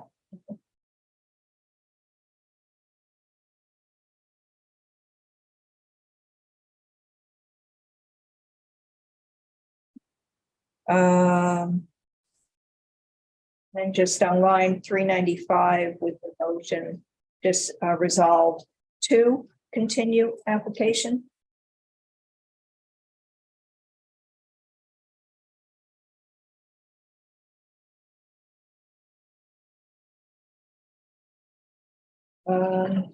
All right, yeah, that's, I have a general question on how we track like follow-ups. So in back on page 2, we put in there with that approval. Just a moment, I gotta get back here. Like, how are we ensuring that we're following up with that Eversource resolve that issue with Mr. Lindquist? on that yeah, we property? do, we do need to, I know they did a inspection but we haven't gotten any real formal report back or anything. Yeah, that's Actually, we should have, I forgot, we probably could have asked. they'll be back again next month. We actually just received another application. Right, but Ashley Friend was here and she doesn't always come. Yeah, but no, you make a good point. When there are Like when we make site plans and actions, things that right? and conditions have to be met before site plans can be signed, that's one thing, but when it's a conditional use permit, once it's granted, it's kind of, Yeah. there isn't the same level of follow-up that there is for a site plan, so I think that's something that I need to make note of better. Okay. Right, yeah, and I think that. Well, I had heard that, well, they were gonna fix something, but it's not gonna be the same, and I think we need to kind of look at the plan and see how the access was.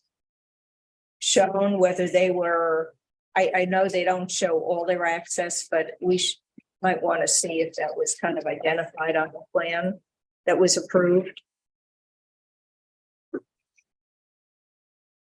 Make a motion to. Yeah, I'll second.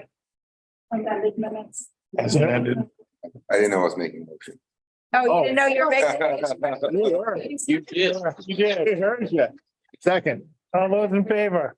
Second, I'm sorry. Mike. There? First. Oh, I was not. I can't second. Oh, I seconded. I already Sandy. seconded. all those in favor? Aye. Opposed? I think, are you abstaining? Yes.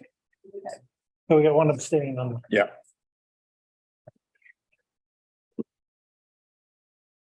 So we get our review of minutes. One of the things that we want to talk about this.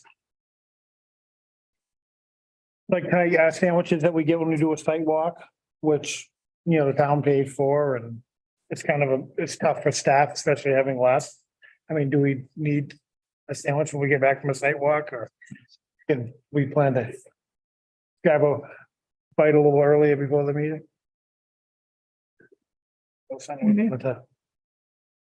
Yeah, I guess we could, if it's 6 o'clock, if it's any earlier than, say, if we have a site walk Yeah. any earlier, then we probably. Sandwiches. Can we make the applicant buy dinner? We know when Thinking about sandwiches, I just put them in the fridge so they wouldn't go bad, but feel free to grab one on your way out if you. you got I one? just didn't want them to sit out. I thought. Yeah. Right, no, that's a good idea. It's hot in here. Maybe a cookie. Definitely. take a cookie? So I don't know if it's something that we should, you know, decide before us, when we schedule a site walk. Yeah, let me know. I think there are better ways to spend taxpayer funds personally, but I don't want you guys to be hungry if you're sitting here for 4 hours volunteering. So. Oh, I think the issue sometimes for some people was people would come directly from work here. Yeah. And they weren't home. I'm generally home. If other people. I came straight from work, but I'd be just as content going home and grabbing something. So I don't expect that from me personally. So that's just me. I mean, if we're here until midnight, maybe I would say. different, You would do but- midnight snacks. Yeah. Midnight snacks, yeah. We have had those. We have. Actually, when I was researching those 1997 minutes for strategic, some of those I noticed adjourning at like 1 a.m., 1:30 a.m. So. Jeez. I don't think since I've been on the board since 2000, we had some that were late. I'd say 11:30 at midnight, but 1 or 1:30. We had the one where we were making all the last minute changes right before the election. That was probably the latest one. That was after midnight for that. Do you remember? We're going through making all the last minute changes. So Oh, they right. got onto the Oh, the warrant, yeah, right, the right, warrant right. articles. That was probably one of the latest ones that I can recall. All right, so we'll take sandwiches on a case by case basis and we'll let you know whether or not there'll be sandwiches so you can prepare yourselves. Okay. There you go. How's that? I move to adjourn. Oh, good point. Second. There we go.